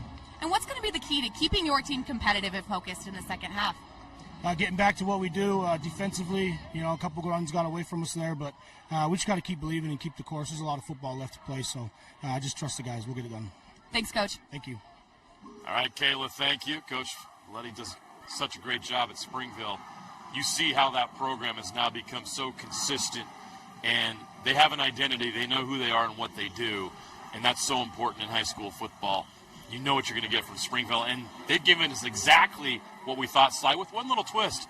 They can throw the football a lot better than a lot of people thought. I mean, you look at the statistics with 600 yards passing out there, you're like, these guys can't throw the ball a lick, but they're coming out. Burton throws an amazing ball. He does a great job. Henderson's a go-getter. He can go up and get the football in many capacities, especially in one-on-one situations. So this is a full-fledged offense. They just know who they are. They know they can run the football. That's why they didn't panic. They looked extremely comfortable with 1 minute and 51 seconds left. They were just running the football at the end of the quarter and should have gotten to the end zone. And so, yes, I think Coach Valleti speaks volumes to exactly the confidence that his team has in not only themselves, but the coaching staff in putting an effective game plan together. They know this game is going to be won in the second half, and very excited to see how they plan to attack the Brighton Bengals. Now, for Brighton, Sly, I love that Brighton can show their versatility. If they need to throw the football and get into that kind of game in a shootout, they can do it. They got the quarterback to do it. If they want to play smash mouth football, they got the big boys to do that too. They're showing and flashing their versatility and how they can adjust to any type of game whenever they need to. Yeah, it shows exactly the type of season that they've had. They've had a season where it's like, look, we can do it all. We can do it. We can fight in the trenches on defense. We can, as you said, big boys up front, run the football. We can throw the football. Rice-Eccles done a tremendous job at throwing the football. I love his patience, but this second half is 24 minutes of little to no errors. They can't have mental errors. They can't do that in this second half if you want to win. Brighton down by 3. Casey Satera said that. He's like, I didn't want to let them get 3 points because that's huge when you get into tight battles like this and how that plays dividends in those last 5 minutes of the football games and how you coach and all these different things. He'd love to go into halftime 0-0, but that's just not what happened. And so Springville does have the edge. Got 3 points at the end of the half, and you get the football here to start this third quarter. So this half is going to be extremely set up by how Brighton comes out here on defense and defends the Springville Red Devils. "30 seconds away from kickoff. 17-14, Springville leads Brighton. This game has delivered so far. After the first 24 minutes, this has been a terrific high school football game. Great atmosphere. The student body are here on both sides, well represented. Got a band in here. We're feeling that feeling that you get from high school football at this time of year. It's a beautiful day for football. We're checking a lot of boxes here on Game Night Live. Thanks for watching on the KSL Plus app, KSL Sports app, KSLSports.com, or on the KSL Sports YouTube channel. And we thank all of you that are listening on the radio right now on 1280, the KSL Sports Zone. Here we go. Third quarter action is about to begin. Brighton will kick off. Springville will receive. Sly, that 3 points they got before the half on that drive is so key because now they're going to get the ball back and have a chance to take a double-digit lead. Well, yeah, as I said, like when you do things like that, yes, everybody's like, oh, it's just 3 points. Like, no, that affects play calling. That affects play calling for you. That affects play calling for your opponent, offensively and defensively. Those little things are huge. And Coach Satera of the Brighton Bengals, he understands that. He knows that. And that's why this first drive on defense is so key to how the rest of this game is going to go. Great kick. The second half is underway. It's a touchback, and Springville will start this drive at their own 20-yard line. Great kick, great kick. Some of the stats in the first half. Springville, 207 yards of total offense, 88 passing yards. I did not expect Springville, as we mentioned, to be leading Brighton in when it comes to passing, but they are. Brighton just 45 yards passing. Brighton went heavy run, and it did work. It was effective, 124 rushing yards. Brighton really efficient on third down, 4 of 7. Springville only had 1 third down in the entire first half. Isn't that crazy? Yeah. It was the only drive they didn't score on. They actually had the punt on, man. But this offense seemed seemingly unstoppable in a lot of different capacities. Oh, bad snap. Nofahu's got to eat it. He's going to try, but there's a dozen. Not quite a dozen. They can't have 12 on the field, but it felt like every Brighton player was in the backfield there. He had no chance. Yeah, and Nofahu's a defensive guy. He's a defensive end. He's not going to slide down and try to protect that football. He's going to pick it up and try to get something out of it. Well, that's a big setback for Springville. That's a 14-yard loss all the way back to the 6-yard line. It's going to be second down and 24. So Burton comes in under center. They got their work cut out for him here. This would be a big disappointment for them not to get something going here. And a big opportunity for Brighton to get a 3 and out on this opening drive. I mean, this is exactly what Brighton wants to do. As I said, this is huge to see how the second half is going to go, is how this defense starts this second half. Yes, it was a messed up snap. That's their fault and their own. You take advantage of that. That's a 14-yard TFL you got right there. And Brighton's all, because that could give you the momentum you need to make other plays. So great job there by Brighton. Burton throws in the pocket. Now he's got to get out of there. He's in trouble. Avoids the rush. Now he's got to get rid of it, and he does. Oh, no. Oh. And a flag comes down. That's interesting in the backfield. The defensive backfield. I wonder if they either pushed the receiver out of bounds and they're calling that, which you can't do because he had the ball in his hands. It shouldn't be a penalty if he stepped out of bounds. If he stepped out of bounds, he just can't come back in and touch it. But maybe he went out on his own. I think that's what it is, because on punt, if you go out, no, that's the NFL. I don't know. Let's see what this penalty is.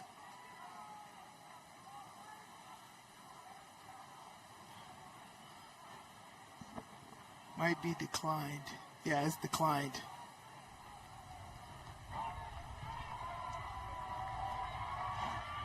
Personal foul. Side interference. Offense. To the goal. 4th down.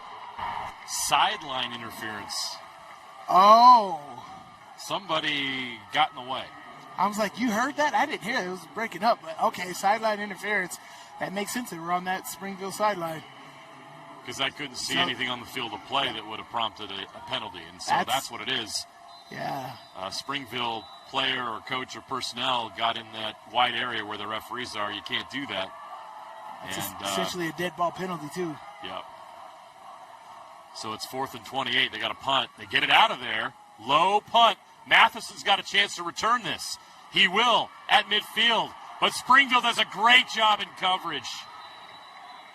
Excellent job. Hats off to this punter. He's making some great kicks in some bad situations. Matheson's got to catch that clean. You catch it clean, you're getting great yards.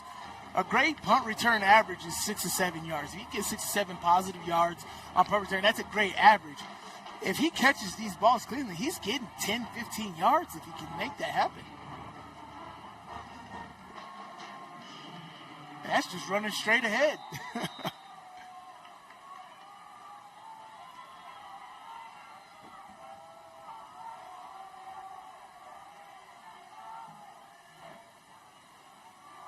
Going back to the run, Tua Nofahu up to the 43.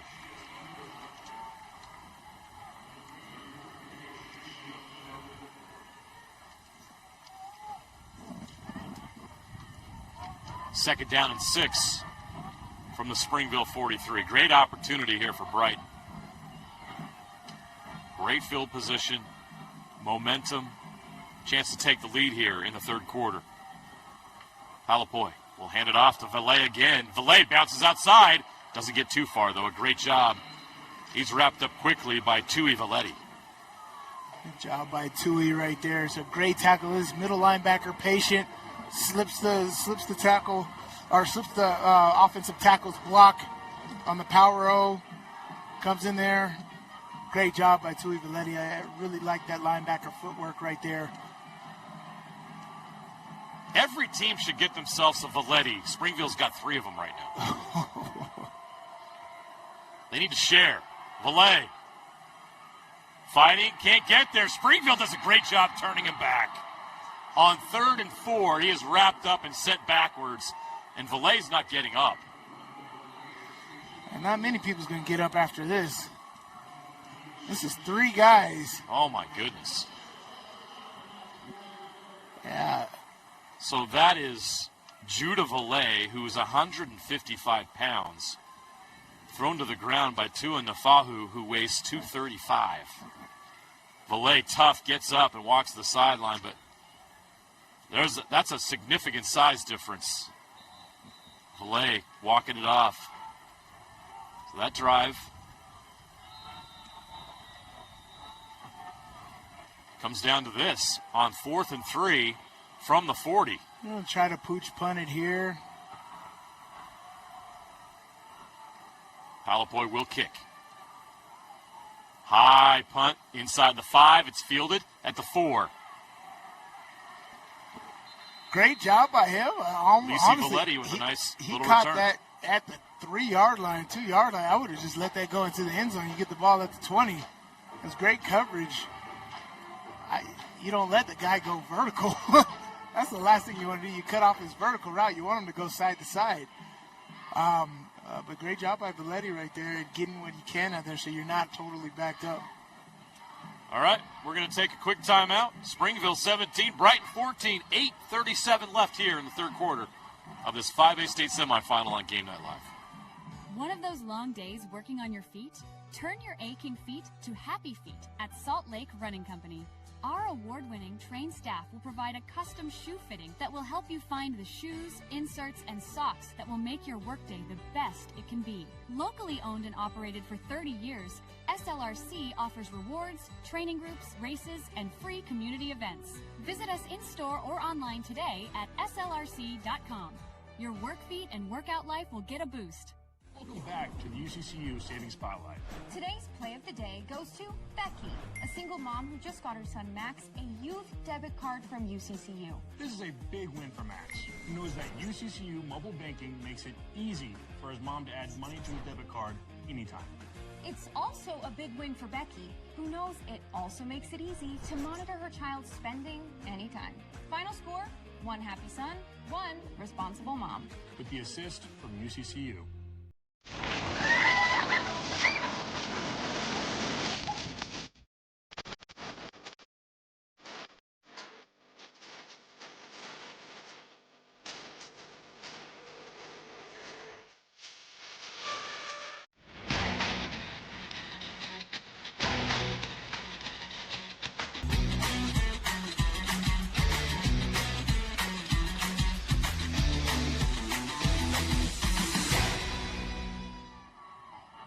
Back, 8:37 left to play. This has been a very clean game.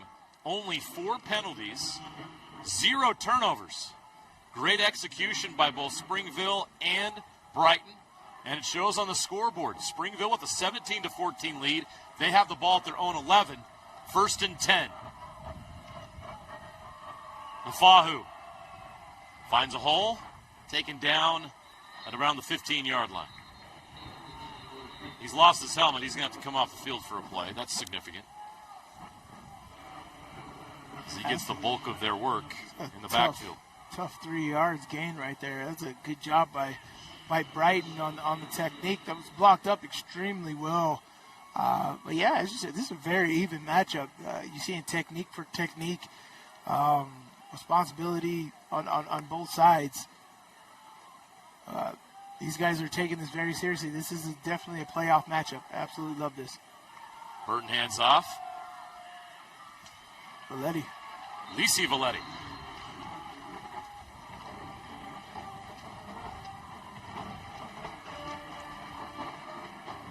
Gets up to the 19-yard line.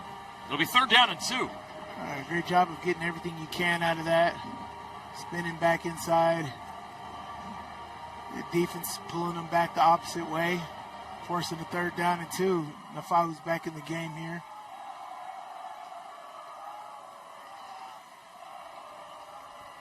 And he will take the direct snap and try to get 2 yards here. There's no doubt what play they're running. Oh, don't get it. He's a little short. Doesn't get it. Great job by Brighton. He's a yard short. And they're going to have to punt. They're too deep in their own territory to go for it, and they're going to have to kick it back to Brighton. Great job by this Bengal defense. Right.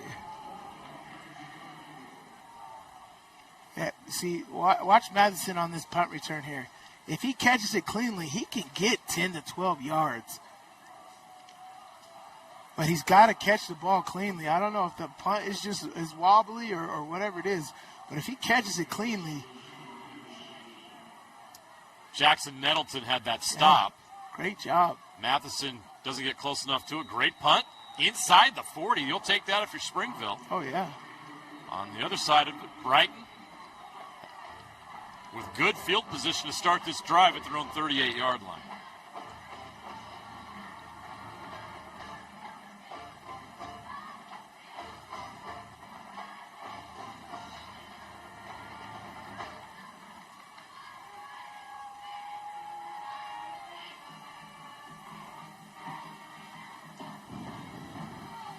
And gotta love Rice-Eccles Stadium. We stay and talk about all these high school football games all year. You get to finish it up here on the hill, taking a look out over the city. What a privilege. It's so beautiful up here, and just, there's so much history in the stadium now, and there's so much high school football history. We just shared earlier what happened here 4 years ago in the south end zone, the last time Springville was in a semifinal. And we've been a part of this, and it's been fun to see those things happen. So many great games have taken place here. So many great athletes, high school football players that played on this turf that ended up playing in college and in the NFL. So, yeah, it's really special that these young men have this chance to be a part of this. And it's not just the young men on the football team. The young men and young women in the schools get to be a part of this. You've got dance, you've got cheerleader, you got band. Everybody gets a chance to come up here and be a part of this college atmosphere and memories that everybody will have for the rest of their life. Oh, yeah, for sure. It's great to be a part of it.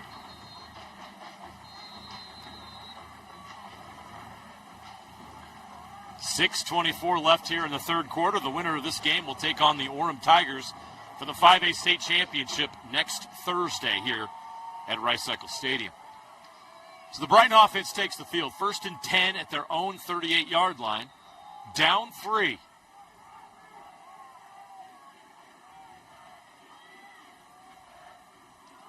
Palapoy keeps, and it goes down. Nofahu, he's everywhere. Yeah, offense, defense. This kid is special. Yeah, he is. Tough. Sheds blockers like nobody's business. Nobody wants to block him. Nobody wants to tackle him. It's a great job. Look at him right there. Spilling that guy, using the wrong shoulder. They say the wrong shoulder because you used your opposite shoulder so the inside hand is free, and he does that right there, but slips right off the blockers, right into the running back. Great job. Palapoy. Plenty of time, but that time is up. He goes down. What a sack. Cade Johnson takes down Palapoy for a big, big loss. That's got to be on the quarterback, right? You can't block it any better than that. Yeah, you got to get rid of the ball. You got to make a decision. He had 5 seconds. He knows that. 1, 2, 3, 4, 5. How about the coverage downfield for Springville? You've got to have a clock in your head right there. That's great protection. You can't blame the offensive line for that. And that's a big loss. That was a heck of an athletic play by Johnson to get there and get him down. Oh, yeah. What a great play. Great job stemming the offensive tackle right there. A 14-yard loss on the sack. Timeout Springville here. First timeout of the second half. Again, I'm always cautious of using timeouts in the second half. First half, not so much. Timeouts in the second half are precious. Because especially in a 3-point game here, you don't know what you're going to need in that late fourth quarter. But this is also very important here because if you don't get lined up correctly, you could, one, hurt your field position, right? Because if Brighton fails to convert here, you punt. Wherever Brighton punts from, you could take from position you start for on offense. So that could be huge because this whole second half, Springville started backed up, really backed up on their own end. And that's something that's not been comfortable for them. And so hopefully here they have the opportunity to be able to flip this field position. So that might have been a very worthwhile timeout taken there by Coach Valleti. 3rd down and 24 for the Bengals. 4:58 left to play in the third quarter. Palapoi will run, and he's going nowhere. Yeah. They wrap him up at the 25-yard line, and Brighton will have to punt. Yeah, exactly. So Brighton punting from their own 25, or if you didn't get lined up correctly and Brighton gets a big gain, if they punt from their own 40 or 45, that's a lot bigger than punting from their own 25. So they possibly save themselves huge here with that timeout by Coach Valleti. So great job by him. Now let's see how their coverage does. Can Brighton coverage get down there and stop a Valleti? Let's see. High snap, and they get it off. 2 returners. Fair catch, signaled at the 39-yard line. Right? That should have been a penalty in the last game. I don't know why. Right. Yeah, you can't fair catch it and then run. And he got caught there doing that. Yeah. All right. Push him back. I'm not tripping. All right. No, you're not. I no penalty when I see one. No, you haven't eaten too much candy today. Yeah, you're good. I've had my share of penalties in my day, JJ. Right. I know you have. By the way, shout out to the officiating crews today. Yes. It's been outstanding. Yes. I don't think there's been a moment today where we're questioning, like, what are they doing? Right. They have been outstanding, well officiated today, the best of the best, and can't thank the UHSA officials enough. After the play, delay of game, number 3 of the receiving team running the ball after a fair catch signal, 5-yard penalty, first down. There you go. Yeah. Well, luckily, it's only a 5-yard penalty, but that's just something you can't do. You need every yard in a game like this in the semifinals, so they'll start at the 34. Power eye. Let's see how they do. 1st and 10, 4:11 to play, third quarter. Burton at quarterback, throws over the middle deep, nobody's there, incomplete. That's what's crazy. He had the post route. That's a miscommunication. Yeah. Henderson was open on the post route. That's a traditional Troy Aikman UCLA drop back right there from the I formation. Yeah. But he had the post route open. If he's looking at the post, he could hit Henderson on a strike, and Henderson's gone. Henderson got speed. What's sad, Sly, is none of the kids playing in this game know who Troy Aikman is. Oh, how old are if they watch Monday Night Football, they have to, right? They've seen him in a booth. They haven't seen him on a field. They're going to run here. Bouncing off defenders, not much there. Brighton does a great job of wrapping him up. Not easy to do. That's Lii Valleti. He's not going anywhere. That's what's crazy is Springville's having to throw the football, which they have plenty of capability of doing. They're just not connecting on some of their pass plays. So if Burton can get some better footballs thrown here, they can connect downfield. Because Brighton is overly worried. You heard Coach Chatera talk about I was not expecting them to pass the football. Yeah. You figure they're going to pass here on 3rd and 11 from their own 33. Burton and whistle.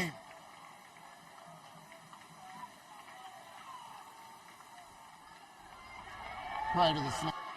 Delay of game. That's huge. Number 15 of the offense. That's huge. 5-yard Now you penalty. have to change Remains the still play. down. This has got to be a whole new play. You got to divulge here. And it hurts you because you don't convert on this. This is the same thing we were talking about with Brighton and flipping the field. That's a big setback. Let alone get a sack here. Yeah, this Brighton defensive line is outstanding. Burton will throw. Look at Pressure comes. He's got to run. He's throwing deep. Takes a shot. Into coverage. Wow, It's he caught that. at the 31-yard line. Zachary Henderson, what a day he's having. We told you he's a go-getter. He can get that done. That was double covered. You can't cover it better than that. This defensive front have pressure on the quarterback. He's rolling out to his offhand side. It's everything you want as a defense. Wow. Third and 15, and Burton and Henderson connect for 41 yards, and suddenly Springville is in Brighton territory at the 31-yard line. Great escape right there by Burton. He likes pointing receivers How to go about down. this junior today? I know, right? He's not in on every snap, but he's making them count. They're going to pitch right.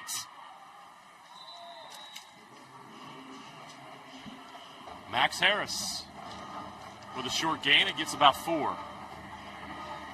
41-yard gain. What a play. That was a crucial play. Brighton's got to be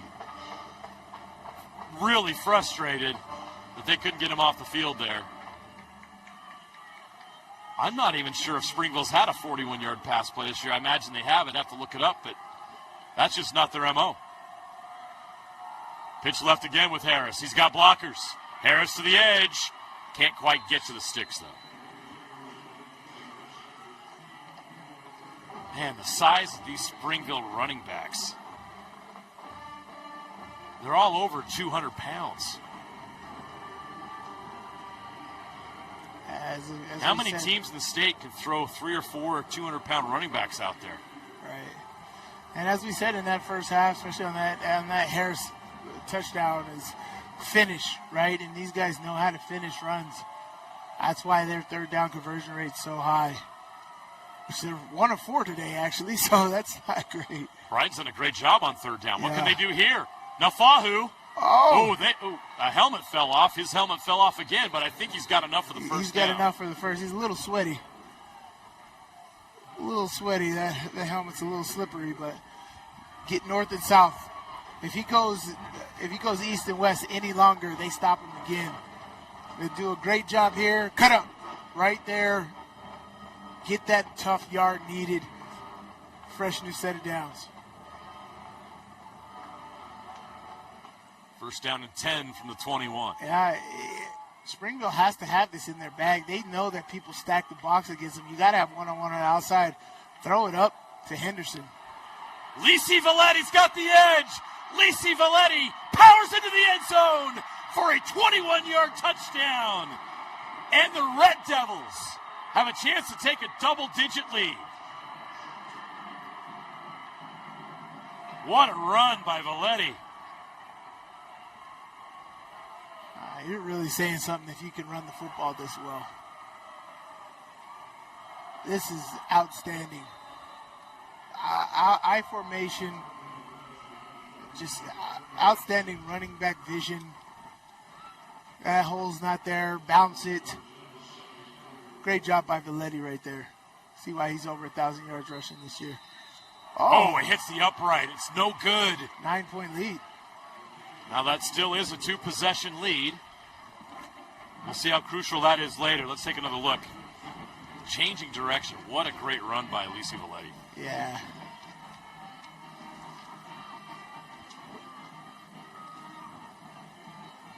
He's a 1,000-yard rusher. And you can see why he does it from the wildcat position, the tailback position. Henderson out blocking on the edge. Valleti with a good vision not to run all the way to the pylon, but to cut it back on the defender and get north and south, get right into that end zone. Dangerous, dangerous rushing team, and they're even more dangerous if you know that they can pass.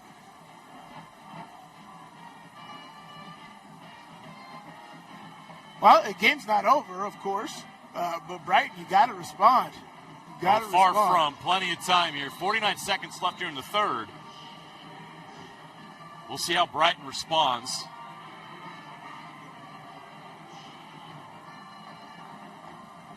You are at the point in the game where you start to wonder how many more possessions you're going to get. Right. Especially with the pace that Springville plays at. So Brighton will have to start this drive at the 20-yard line.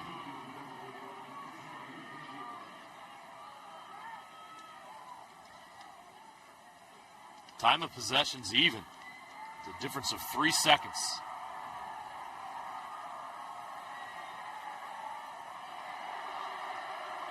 Sorry, 3 minutes, not 3 seconds. Oh, sorry, yeah, no, 3 seconds. 18:37 to 18:34.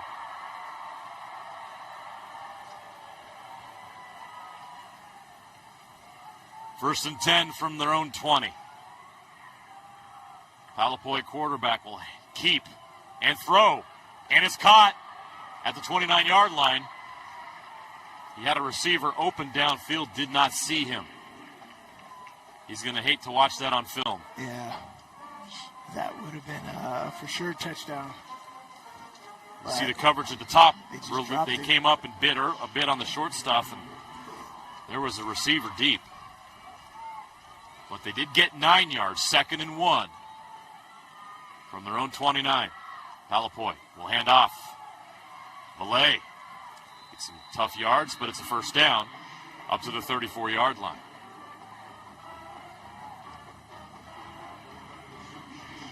Coaches are really excited about Valleti and his potential down the road. Just a sophomore, 5'8", 155. Exceptional speed. He's had some big games this year. Oh, fourth quarter now. That is the end of the third quarter. We are 12 minutes away from one of these teams punching their ticket to the state championship game in 5A. Springville leads as we go to the fourth quarter, 23-14 over the Brighton Bengals. We'll have fourth quarter action right after this on Game Night Live. With affordable GLP-1 medication from Direct Meds, I've lost weight but gained lots of attention. From old college boyfriends, hi, to young college boys, oh, honey. And my husband's obsessed. She loves to make me jealous. Well, as a woman over 50, losing weight was about as hard as getting my husband to cook anything but cereal. Honey, where's the milk? In your hand, babe. Oh. Visit directmeds.com today. Want to make out? Sure. Okay. Bucket list hikes, local races, challenging adventures, that one goal that means so much to you. Salt Lake Running Company has the gear and expert advice you need to start and finish strong. You'll be crushing that goal before you know it. With our trained and knowledgeable staff, an award-winning custom shoe fit process, and the head-to-toe products you need, SLRC will gear you up for your goal. Shop in-store at any of our locations along the Wasatch Front or shop online at slrc.com. Welcome back to the UCCU Savings Spotlight. Today's play of the day goes to Becky, a single mom who just got her son Max a youth debit card from UCCU. This is a big win for Max, who knows that UCCU mobile banking makes it easy for his mom to add money to his debit card anytime. It's also a big win for Becky, who knows it also makes it easy to monitor her child's spending anytime. Final score, 1 happy son, 1 responsible mom. With the assist from UCCU.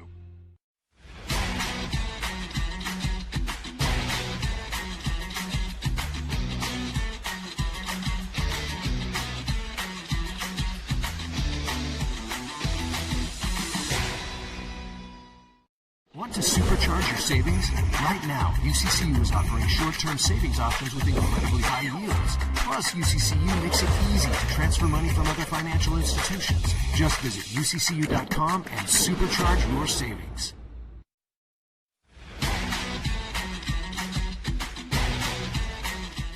Welcome back to Rice-Eccles Stadium. The lights are on.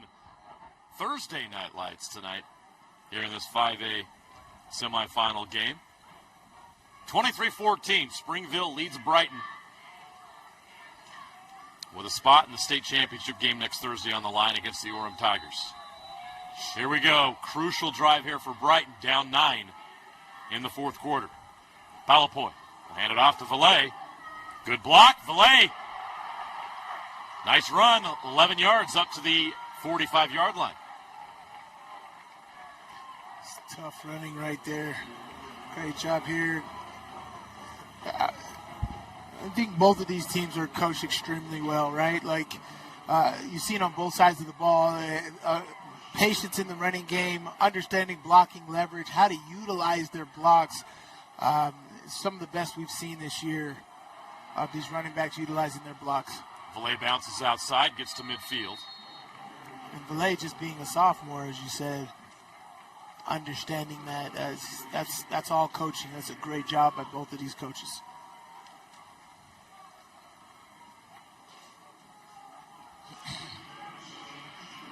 It'll be 2nd down and 6 from their own 49.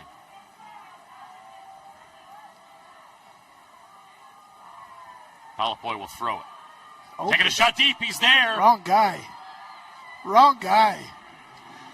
Oh, it was open. That was all goes right there. They had the third receiver sit down in the middle, occupying the safety. The slot receiver was open. The third receiver sitting down over the middle was open. That post safety was leaning towards that ISO side.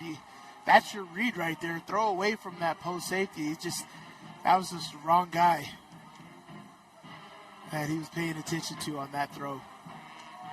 This will be 3rd and 6. He was just locked in pre-snap, that's all. Palapoy will throw. Open. Yes. Caught. 30. Down to the 25-yard line. That was the right read. That was the guy he should have threw to the last time. Same guy on the opposite side of the field. That guy is Slade Taylor, the tight end. Slade Taylor, the amazing job right there, running that seam route, catching the football first, and then getting upfield. Valleti trying to bounce outside, can't find a hole, and he's wrapped up. Gets a yard on the carry. Great job by the Springville defense at keeping everybody flat, right? You want to make sure that nobody is going north and south. You're keeping everybody horizontal. Oh, Valleti's injured.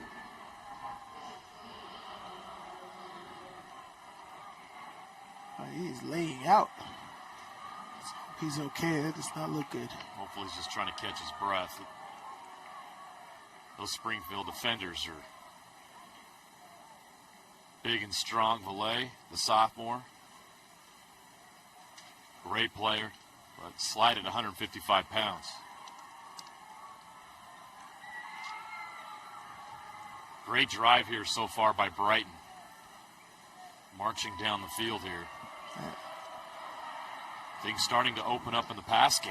And you can see that it's almost like they've flipped the switch now where they realize the urgency. Urgency, yeah. And they got to get big yards quick, and so they've gone to the pass, which they can do. Palapoy can throw the ball really well. Yeah, he's got and they've got guys to throw to. You got to make the right reads, but Palapoy can definitely throw the ball.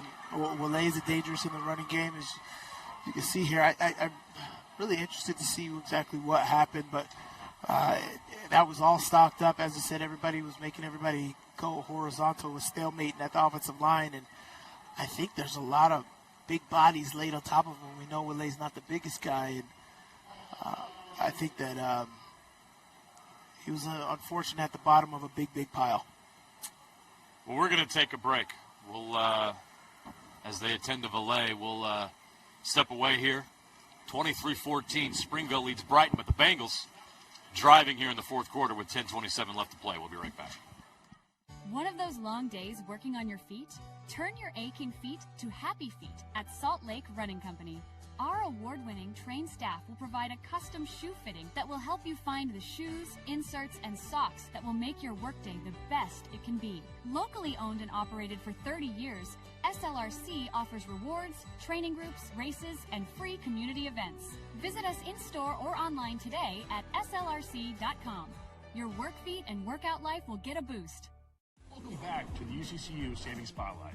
Today's play of the day goes to Becky, a single mom who just got her son Max a youth debit card from UCCU. This is a big win for Max, who knows that UCCU mobile banking makes it easy for his mom to add money to his debit card anytime. It's also a big win for Becky, who knows it also makes it easy to monitor her child's spending anytime.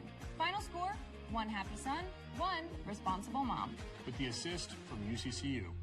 Bucket list hikes, local races, challenging adventures, that one goal that means so much to you. Salt Lake Running Company has the gear and expert advice you need to start and finish strong. You'll be crushing that goal before you know it. With our trained and knowledgeable staff, an award-winning custom shoe fit process, and the head-to-toe products you need, SLRC will gear you up for your goal. Shop in-store at any of our locations along the Wasatch Front or shop online at slrc.com.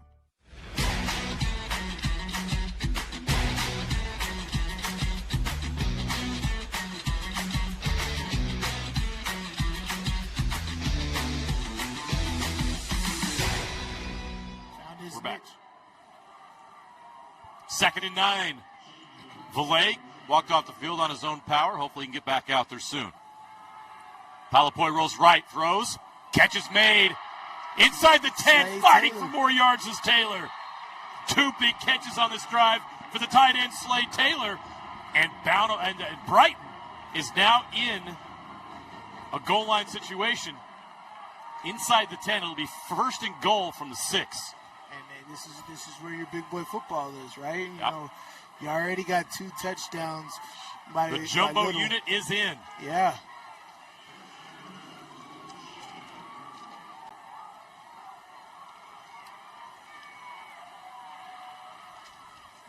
Fighting for yards up to the 3-yard line. Just Remy that, run that back, run that back. Will Little. Run that back. You can either do fullback dive or just run it back. You got 1st down, I'd run the same play. The irony of having the name Will Little when you're 6'3", 200 is not lost on me. Number 21 right there is not Little, don't be fooled. 2nd and goal from the 3. Fullback They're going to dive. go to the big number 90, rumbling, stumbling, bumbling into the end zone. Touchdown, Brighton. Sam Talvo cuts that lead to 3 with the extra point coming. I love that formation. Oh, yeah. And you got to love big boys getting the football right there, right? They do so much big jobs of blocking. Big boy touchdowns are such an awesome thing to see, but Sam Talvo looks like he's a fullback too. Like he's carried the football many times. Oh. Extra point is good. The Bengals have cut the Springville lead to 2. Here's another look at the big man touchdown. Rumbling, bumbling, stumbling. Great job right there. Left, no doubt. Left, no doubt. Look at the penetration number 73 gets all the way blocking into the end zone. Great job by that offensive line. They've had a great game. I don't think anybody expected Brighton to win the rushing yards battle in this game, to be honest. It's not necessarily because they aren't capable, just because you thought with more volume, Springville would be the team that had more rushing yards. But right now, Brighton has 145 yards on the ground.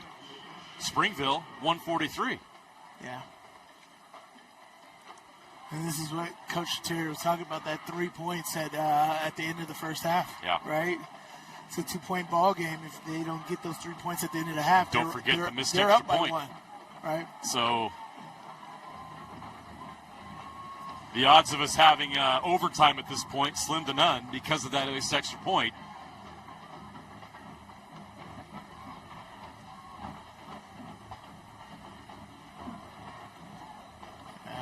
This is also interesting, and I love games like this, evenly matched teams and how they finish, right?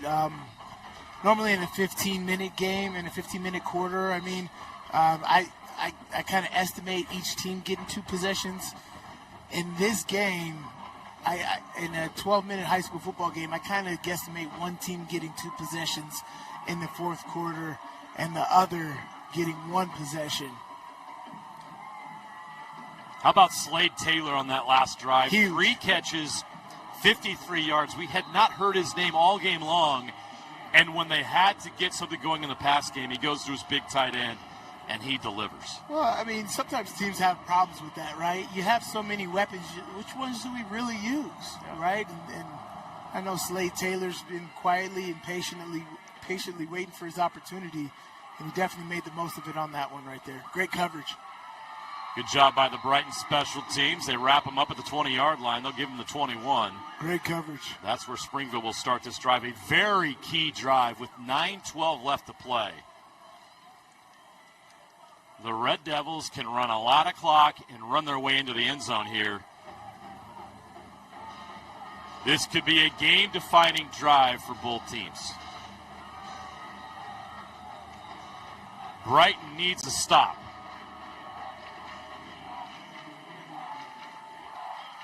Let's see who prevails. With 9:12 left, 1st and 10 at the 21. Burton will throw. Outside, catch is made. Still going. Taken down at the 36-yard line. Zachary Henderson.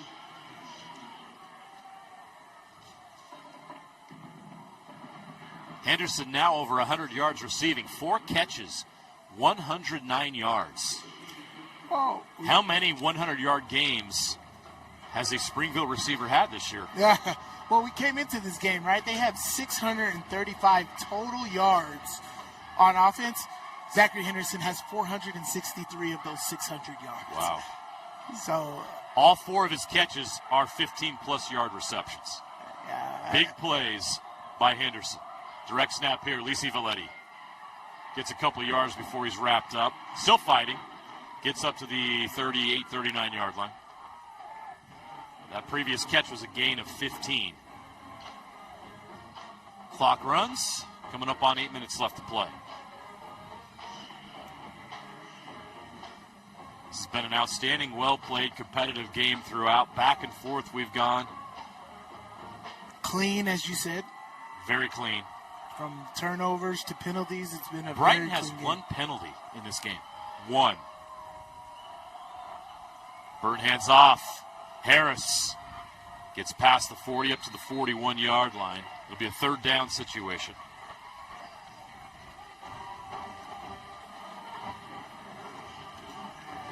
Great job by Harris. Look at him finish that run right there.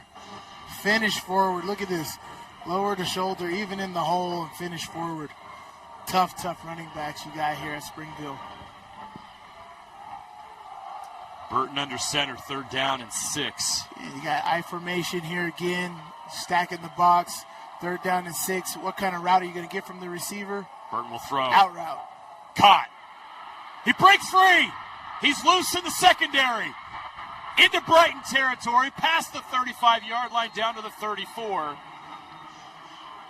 Great job by number 6, Sioasi Toki, who turns a small gain into a big one. That's the thing. As the cornerback, you're getting 2 routes. Or 3 routes. You can get 3 routes. A hitch, an out, and a go route. That's all you got to cover. You're watching TV, understand your leverage. If you're not pressing these, I would be pressing these receivers every 2 seconds. Because in the pocket, they're not taking 5-step drops, they're taking 3-step drops. If you press the receiver, he's got to hold the ball. Lii Valleti, 1st down and more. Valleti, one more run and a beat. Oh, he's out of bounds. He stepped out of bounds at the 12. Otherwise, he had a chance. Lii Valleti is turning it on here in the second half. Already has 1 touchdown. He was looking for more. Man, look at that. You can't bring him down like that. Great contact balance. He's a guy that you have to wrap up. You cannot throw a shoulder at this guy. Can't arm tackle him. You can't arm tackle. You have to wrap up. And that is just, from the safety position, you're not going to get that done. That is not going to get it done. What a drive by Springville. 1st and 10 from the 12. Harris. It was a 22-yard gain for Valleti.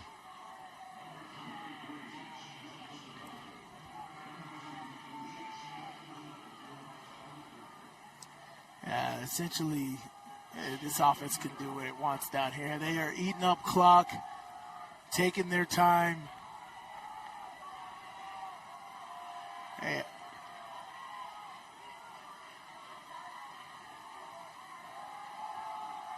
Up the middle, Valleti. Knocking on the door. He's all the way to the 2. Brand new set of downs. Yeah, guess what I do? I get first down and goal from the 2-yard line. They're bringing in big boys. Never mind. I would have gave Henderson an opportunity to score here. I would have spread him out wide.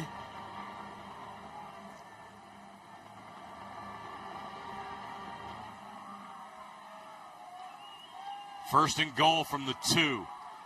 Springville with a chance to take back that 2-possession lead with 5:38 and counting left.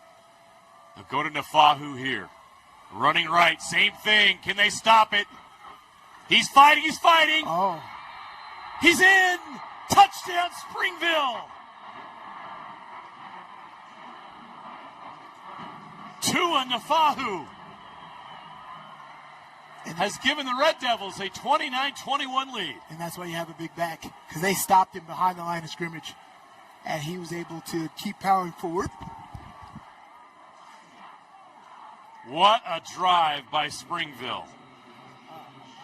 Yeah, he was able to keep powering forward right there.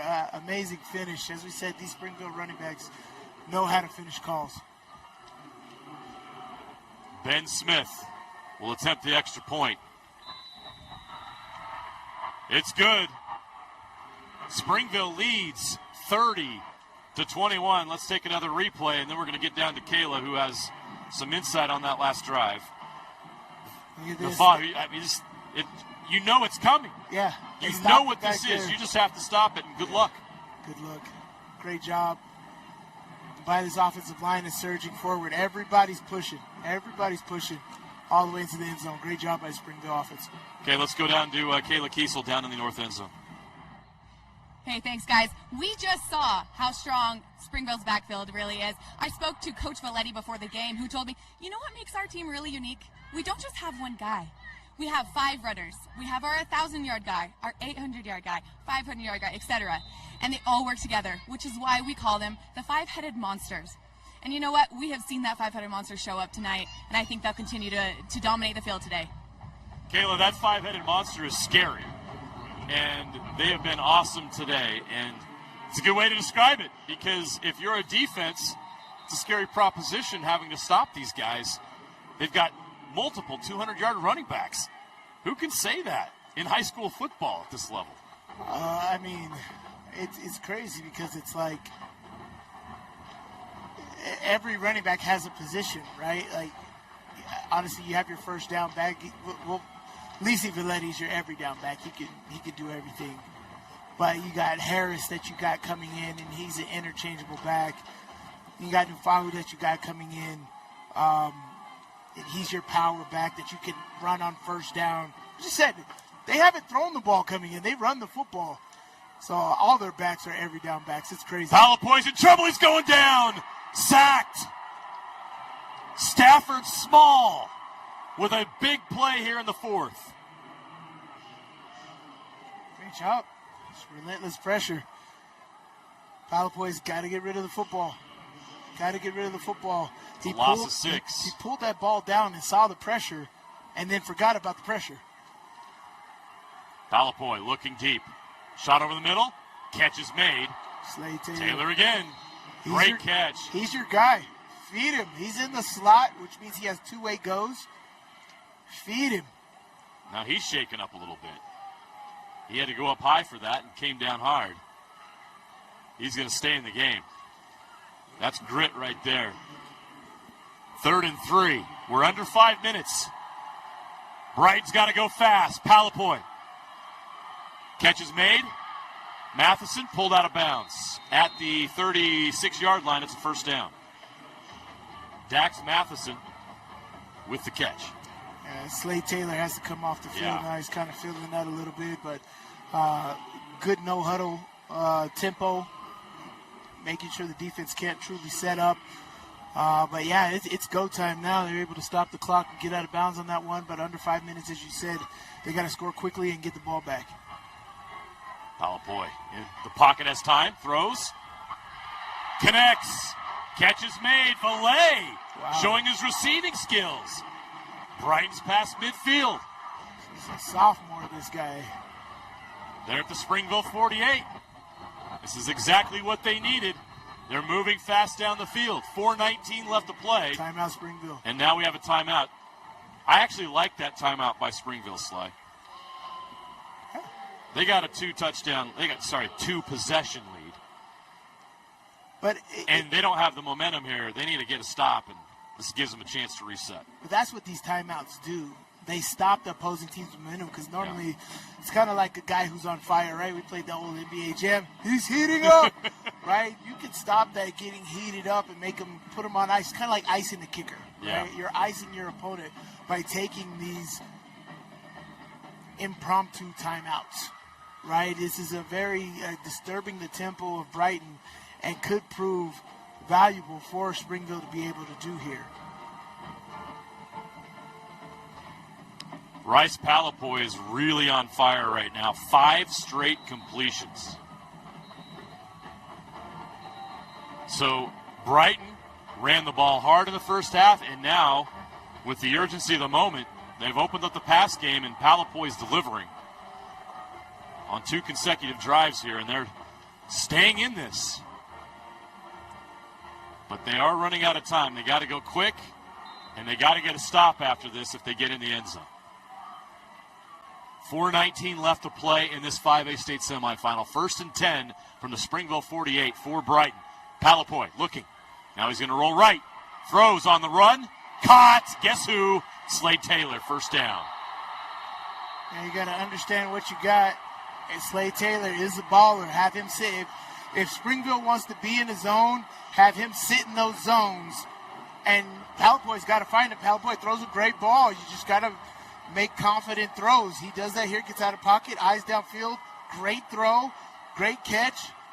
Great job. Great job right there. Gotta go. 1st and 10 from the 33. Palapoy looking left, throws. Catch is made. Tries to turn upfield. Close to the sticks. Nice job on defense getting the tackle by Henderson. Yeah. But not before. Mason Linton, with his first catch of the game, gets a gain of 8. Yeah, Henderson does a great job of taking away the sideline, making sure he stays in bounds, keep that clock moving. Clock is Springville's friend. 2nd and 2. We're under 4 minutes, 3.5 to play. Catch is made. Matheson incomplete. Ball jarred loose at the last second. Great coverage by number 28. That's Trayton Harris. He's got to catch that cleanly. Catch. Put it away. He's got to put that away as soon as he gets it there. I think he caught that, and that's a fumble out of bounds. He's got to possess. I think he makes athletic moves, but they're calling it incomplete. Okay. Yeah, it sucks because essentially right now Springville has a 4- and 5-man box. You can run against this. Palapoy will. Palapoy gets to the sticks. He's got a first down, but he had to run in the middle, and the clock will run. Yeah, see, they did a QB run game. I would just run regular run game. You in a regular zone against a 4- or 5-man box, you're winning. Yep. And you can definitely get that push, double team that nose guard, and get those guys out of there. Yeah, if they're running those 3 down linemen and only 2 linebackers in there, you can even run that here and get a chunk yard. But they got to score quick. Palapoy looking deep, throws to the corner of the end zone, in and out of the hands of his receiver. Great job by Henderson. Great coverage by Henderson. Again, that one-on-one matchup, number 1 versus number 1, Henderson and Mason Linton, and this time Henderson gets the best of it. Yeah, Henderson does exactly what you're supposed to do as a defender.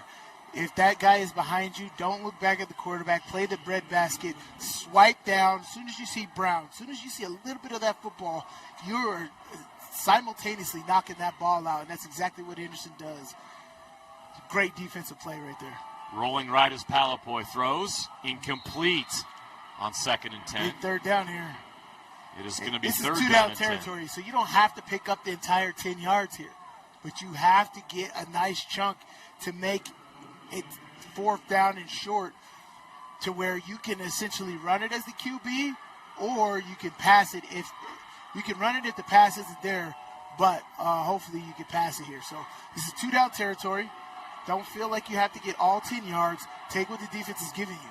Run an out route with that slot guy right there. Palapoy has time over the middle. Incomplete. Taylor was there. It was broken up. He has 5 catches for 81 yards in the second half. He could not come down with that one. I like it. That was just great coverage. I like it. It's a good, solid throw. That's just an even better coverage right there on the defense. So Brighton needs the 3 points eventually. Might as well do it now on 4th and 10 from the 22 with 2:46 left to play. They'll bring on the kicker. Caden Hansen, number 37, from 39 yards to make it a one-possession game. Got to have it. It's down. It's up. It's good. The Bengals get points, and they cut that Springville lead to 6. It's 30-24. Nice kick right down the middle. Oh, yeah. No pressure. This makes it interesting here now.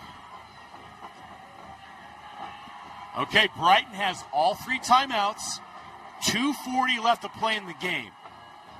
They've got to get a stop. Do you take the onside kick or no? Feel like it's too early for that?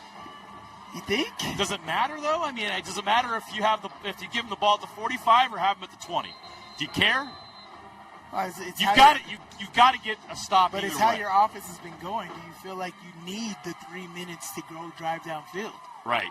That's absolutely fair. Let's see what they do.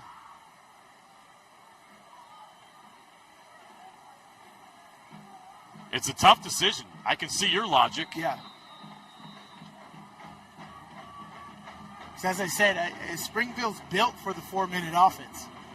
That's their whole team is built. You got 5 running backs. It's over 200 pounds. They are going to go short.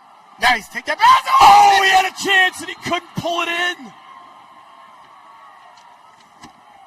That was a well-executed kick.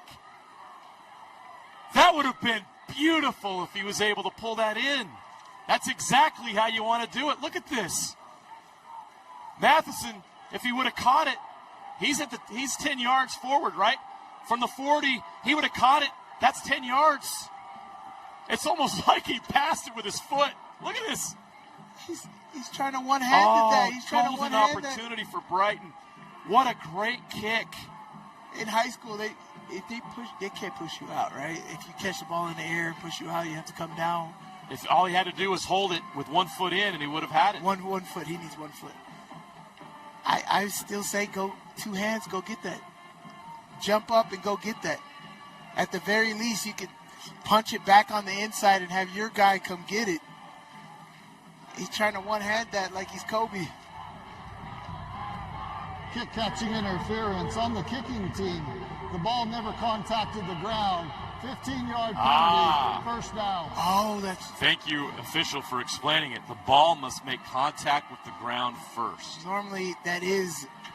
Yes, that's why the bounce occurs. That's why you do the sky kicks, and if the sky kicks... Credit to the officials who understand that rule. Wow. Of course, it didn't matter because they weren't able to execute it in bounds, but it is a penalty because it must touch the ground first before you try to recover. Yeah. We're thinking, oh, that's an amazing play. Well, it's illegal. Forget. Yeah. That's why you don't see that ever, because you can't do it. It was a nice attempt, though. But forget about that. Brighton now needs to get a stop here. It's got to be a 3 and out. They have the timeouts, and they've shown the ability.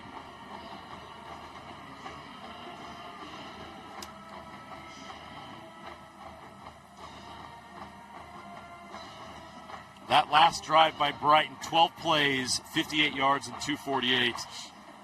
The 39-yard field goal by Hansen. And now it's up to the defense to give them one more chance. A first down by Springville essentially ends this game.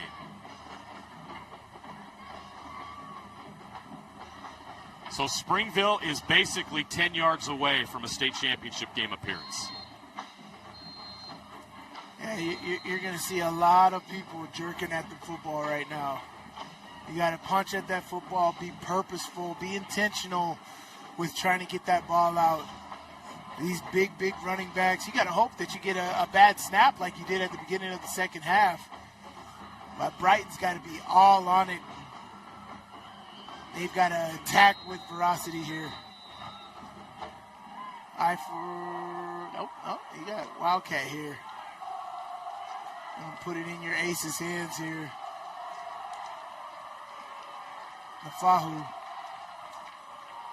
Nofahu. They wrap him up. He's short. He's up to the 34-yard line. And Brighton will call another timeout. So it's going to be 3rd down and 5 from the 34.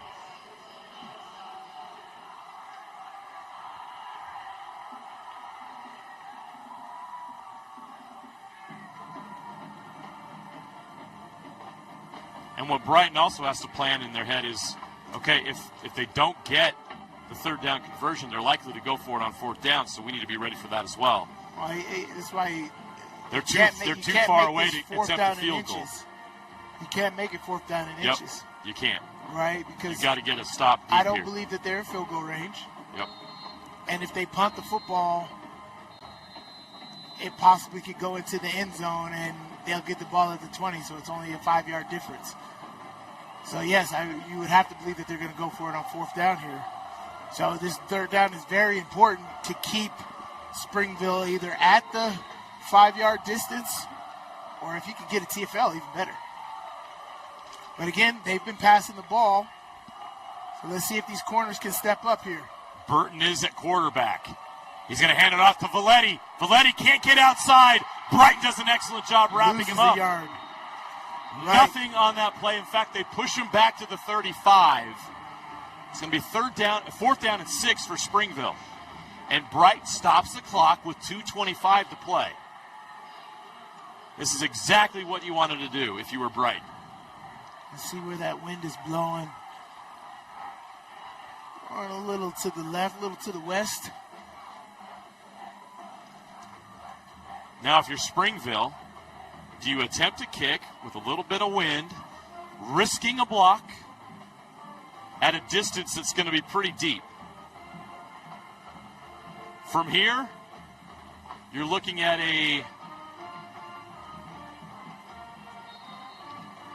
almost a 51-yard field goal attempt. Right.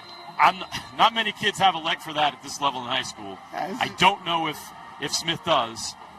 Or do you have a better chance of getting the 1st down on 4th and 6 with some of these big backs you've got? Honestly, I'd pooch punt it. Try to get him down inside the 5.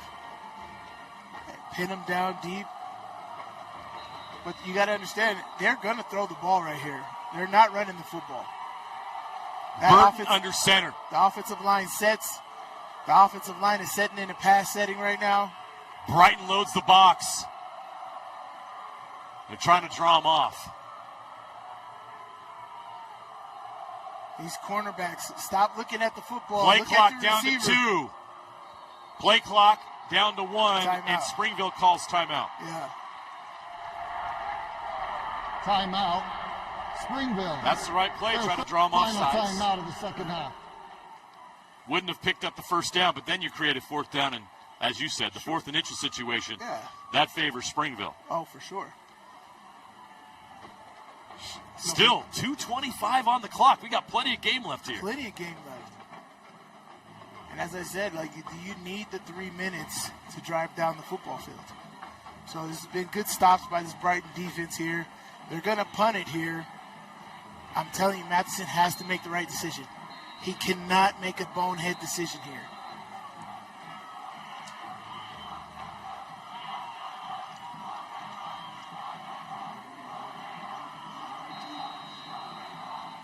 Springville lined up to punt with 2:25 left. Yeah. Brighton got the stop they needed. If this ball goes into the end zone, that's a Brighton win. The pooch punt high. Bounces inside the 5. That's exactly what you want. All the way down to the 1-yard line. That's exactly what you want. That's exactly what you want. Perfection by Springville special teams. Great job by that punter. Holy smokes, great job. Tempoed it. It had enough bounce. It bounced at the 12-yard line and rolled all the way. 12-yard line, rolled. Slow roll, too, so everybody was able to make. Beautiful job. Beautiful, beautiful job. It's exactly what you want to do. So, 99 yards for the game? No big deal.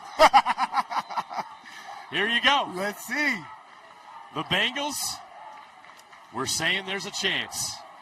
Down 6, 2:14 to play. All you got to do is go 99 yards on the turf at Rice-Eccles Stadium.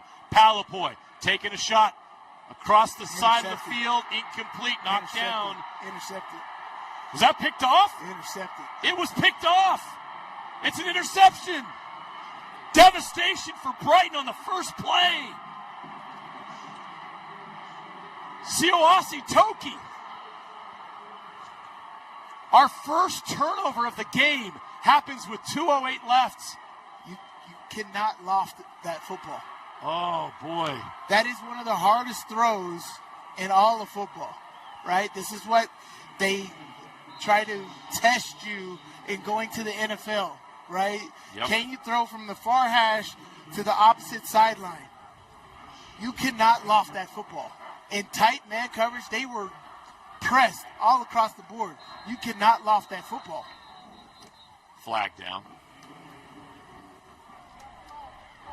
Dead ball. Illegal substitution. 12 men in formation. 5-yard penalty remains first down. You cannot loft that football.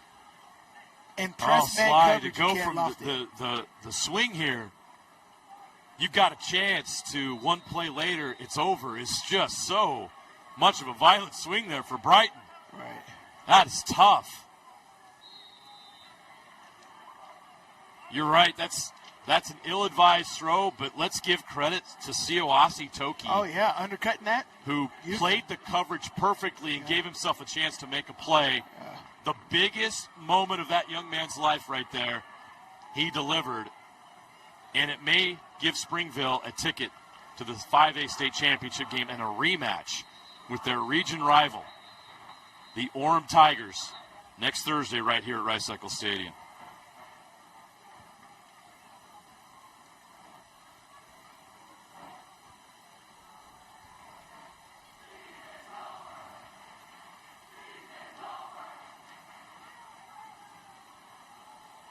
What is the debate here?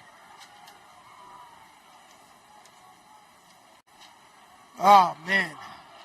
I was excited. I thought it was going to be a 99-yard drive. Or something crazy. I was getting ready for a wild ride, and that car came to a screeching halt.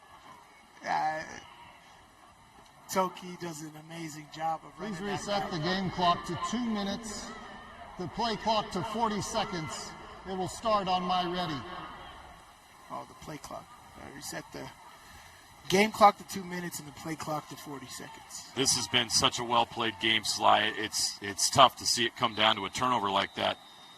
We had 8 total penalties in this game. One of them was just now. Right.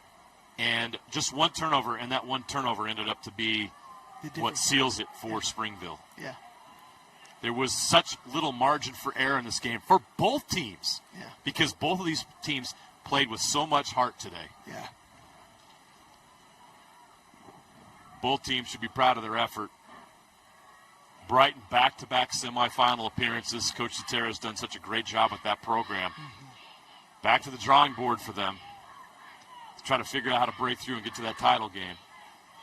For Springville, they're going back, just like they did 4 years ago. Burton takes some more time off the clock. It'll be third down and long.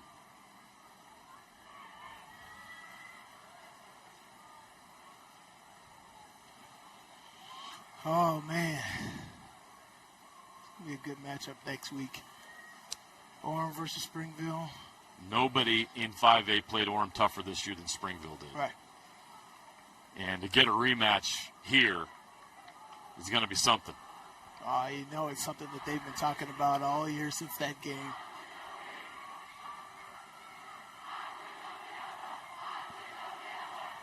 Takes a knee, and that'll do it. That's the ball game.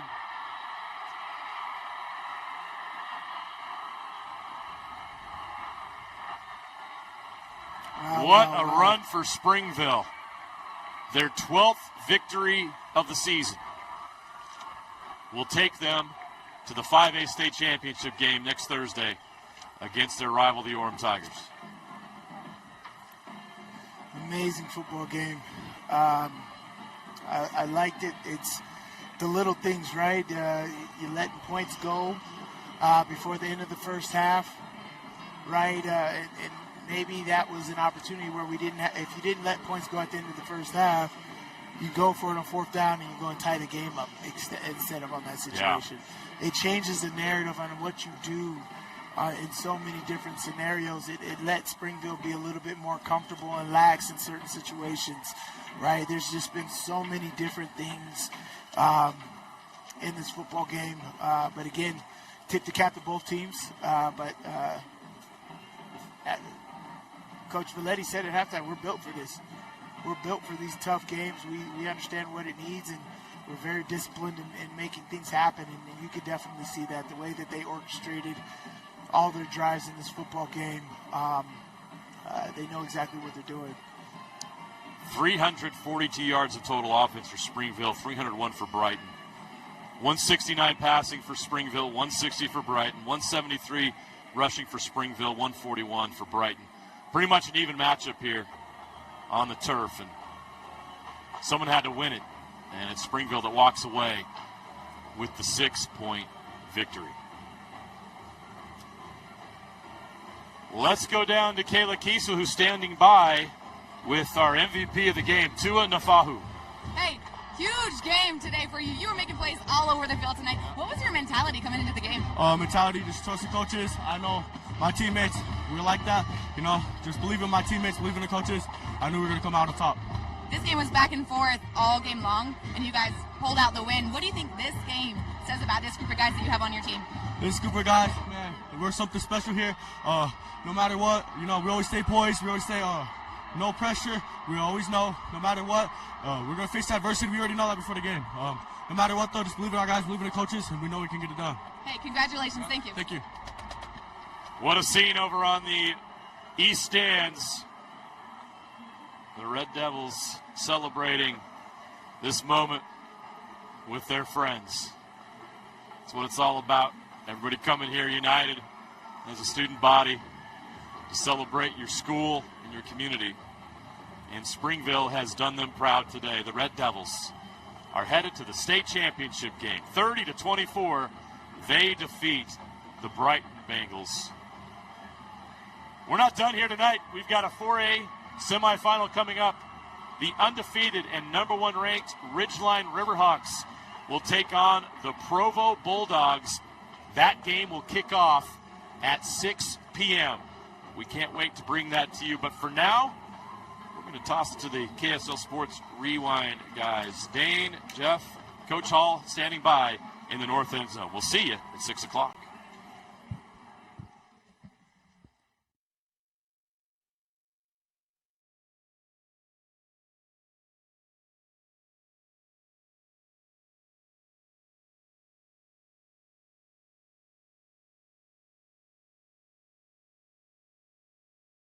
Win over Brighton. Jeff and Kalen 2-0 on the day. Gentlemen, look, we talked about the ability to control the line of scrimmage, and that was really Springville throughout the entirety of this game. But how about the plays that they made late, including some big third down conversions to keep drives alive, end up getting enough separation? You said that you thought that they might try to throw the ball a little bit, throw some wrinkles at this Brighton defense, and it was necessary, and they were able to execute and do it. Absolutely. Harris made, it was Hendrickson, sorry. The play down the field. Burton put the ball to where it was a catchable ball, and the young men made plays on it. That was something that I thought would happen, considering I didn't think they were just going to be able to smash them out the whole game. I thought they had to loosen up the defense a little bit by stretching the field vertically, and they did. There were some mismatches out on the edges, and that's what took place. Yeah, as we look at our Relight highlight, again, use the promo code KSL10 for 10% off your next order of Relight. Look, the third quarter started very differently. These two teams were kind of trading possessions, couldn't find a lot of momentum. Plenty of time, but that time is up. The defense he goes down. It was just super impressive. What a sack. Pressures, really never let that ground game of Brighton get off like they've been accustomed to all year. Pressure Both comes. defenses He's got to run. He's going deep. Takes a shot. Big stops. Into coverage. It's caught. That's the one, right? At the 31-yard line. First half too. Zachary Henderson, we Henderson, talked what a about day him, is like he's little having. Ant-Man, and maybe you forget about him, then he goes out and he wins you a battle at the beginning of the game. He was the big Ant-Man in this game. And how about Burton running away from that sack? Because there was pressure there immediately. Had to flush out. Had to find his man downfield, despite having to help over the top as well. Lii Valleti's got the edge. Lii Valleti powers into the end zone for a 21-yard touchdown. Yeah, how crucial that is later. Let's take another look. Changing direction. What a great run by Lii Valleti. Yeah, I mean, just huge plays. I was super impressed with the, I don't know what the word is, the creativity of the Springville offense. They did get outside of their tendencies, outside of that identity a little bit, and said, hey, we're gonna put the ball in the air some. Not a ton, but enough. And it kept Brighton on us all day long. And 30 down to the 25-yard line. They had something they didn't capitalize on. Walked off the field on his own power. Hopefully he can get back out there soon. I think of it. Palapoy rolls right, throws, catches made. Inside the 10, fighting for 4 yards is Taylor. After that, two big catches. Second goal from the 3. They're going to go to the big number 90. Rumbling, stumbling, bumbling into the end zone. By the way, he's a youngster. We had a great call last week from our guy Brian Brown. Sam Calvo for president. Boy, look at him barrel into the end zone. This is a third down. He breaks free. He's loose in the secondary. Into Brighton territory, past the 35-yard line. Kind of self-inflicted at times by this Brighton defense. Lii Valleti. First down and more. Valleti. One more run of the beat. I don't have the final stats yet. Go to Nofahu here. Springville. Running right. Same thing. Can they stop it? He's fighting. He's fighting. Going through at 6. He's in. Touchdown, Springville. I never would have thought that was coming. Yeah, they went against the grain. Yep. I mean, they mixed it up and they caught Brighton off guard. They caught those young corners playing off coverage, out route, deep ball. I mean, it was an awesome game to watch, though. Quite frankly, for high school teams that both mirrored each other in tendencies, but one broke the grain, the other one didn't do it soon enough. So. Yeah, you do got to give Brighton a lot of credit. They fought. They stayed in this game. They had a chance, right? They had a drive there at the end, down one possession. I mean, it would have been tough. They had to go 99 yards with no timeouts, a little more than 2 minutes left. Siyoshi Toki comes down with a great game-sealing interception. That was big for number 6. Remember, he had the touchdown wiped off in this end zone right before the half. He comes down with that game-winning interception that clinched everything for Springville. Big moment for them, for Toki specifically. But Brighton fought, man. They had a chance in this game. They were down by 2 scores for most of the second half, and they never quit. They kept trying to get back in there. Defense came up with some big stops. Rice Palapoy really played. I thought he played a really good game for the most part. Just not enough in the end. Just too much Springville. Even Coach Hall was praising special teams after that punt, right? Awesome. Backing them up to their 1-yard line. Like high school football. Bear in mind, you get the ball up at the 15, 20, 25-yard line. Different game. It's different. The emotions. You're not as tight. There's a lot more space to throw the ball. And in high school football, 2 minutes. That's big. Like the ball, you're 20 going down. It doesn't matter if you have any timeouts. There's plenty of time. So that was a huge punt. For Brighton, they got a lot of guys coming back, including Palapoy. He's coming back. They lose some key guys. Gutierrez lost a lot of his year with injury. You hate that for a senior. Meyer's another senior. He's graduating. Jace Evans on the outside, as well as Slade Taylor. But they got a lot of guys coming back. Nettleton's another senior on the defensive side. But they got guys coming back. And look, Coach Sotero does a great job of trying to, not rebuild but reload year after year. They were here in the semis last year. They're here in the semis again this year, despite losing a lot of talent off of last year's team. This Brighton team will be back and ready to go. But a lot of seniors that have been multi-year starters, contributors for the Bengals, their season's come to a conclusion here tonight. Well, before we step away, I do just want a minute, your thoughts. We know our 5A state championship game. It's a rematch of a region game, Orem-Springville. Give me a quick thought, maybe what you guys are thinking early, weeks still before that game. But I think the Orem team that we saw today, when they're locked in like that, they are a different Orem team, right? We talked about them before the game, that it was like, hey, how disciplined are they going to be? Are they going to be able to avoid the personal fouls, the penalties? They played clean football today, and when they play clean football like that, I don't know who beats them in 5A. I think Springville, they've wanted this game, right? They want Orem. If you're Springville and you're gonna get to the mountaintop, you've got to go through Timpview and you got to go through Orem. That's just how it is. They went through Timpview, now they got Orem, right? So they want this game. I know they've wanted this game since they dropped it earlier in the year. It's the only blemish on their record so far. So you're going to see a motivated Springville team. And we talked about Springville before the game, that love of football, that motivation, that's a big deal. It's going to be a battle of, culture versus talent, things like that. It's going to be a good game next week. Yeah, I think it'll be a good game. Here's the deciding factor for me. If Orem plays clean football, because the first game, I don't even know where to start. I mean, Coach, you had to play Ridgeline. Where did you start with this offense? They had so many kids that came back this year that, there was a lot of film to break down. They had a lot of consistency coming into the season just because they brought so many kids back, and they've got so many weapons that you just kind of had to decide, okay, which weapon do we want to stop first? And then go from there. When you look at that, because they've got Dolly at quarterback, you've got Livingston on the outside, you've got Fia running the football. Those are just the headliners, by the way. There's plenty of support beyond those guys. Where do you start? Well, I think, honestly, up front is where they win a lot of those battles.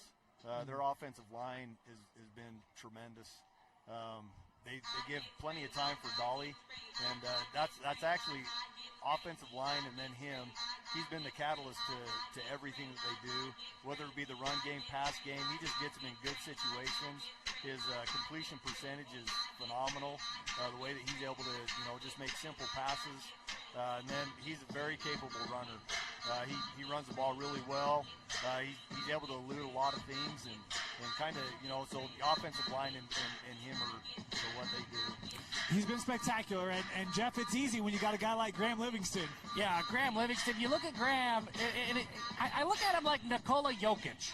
Not because he's this big, huge, giant dude that loves horses, but like Jokic is kind of this unassuming superstar in the NBA. That's Graham Livingston. You look at him off the bus, you're not going to be overly intimidated by him. But this dude, I don't know if you guys realize this. He's first in the state in the history of the state of Utah, first in receptions for his career. That's how good he's been.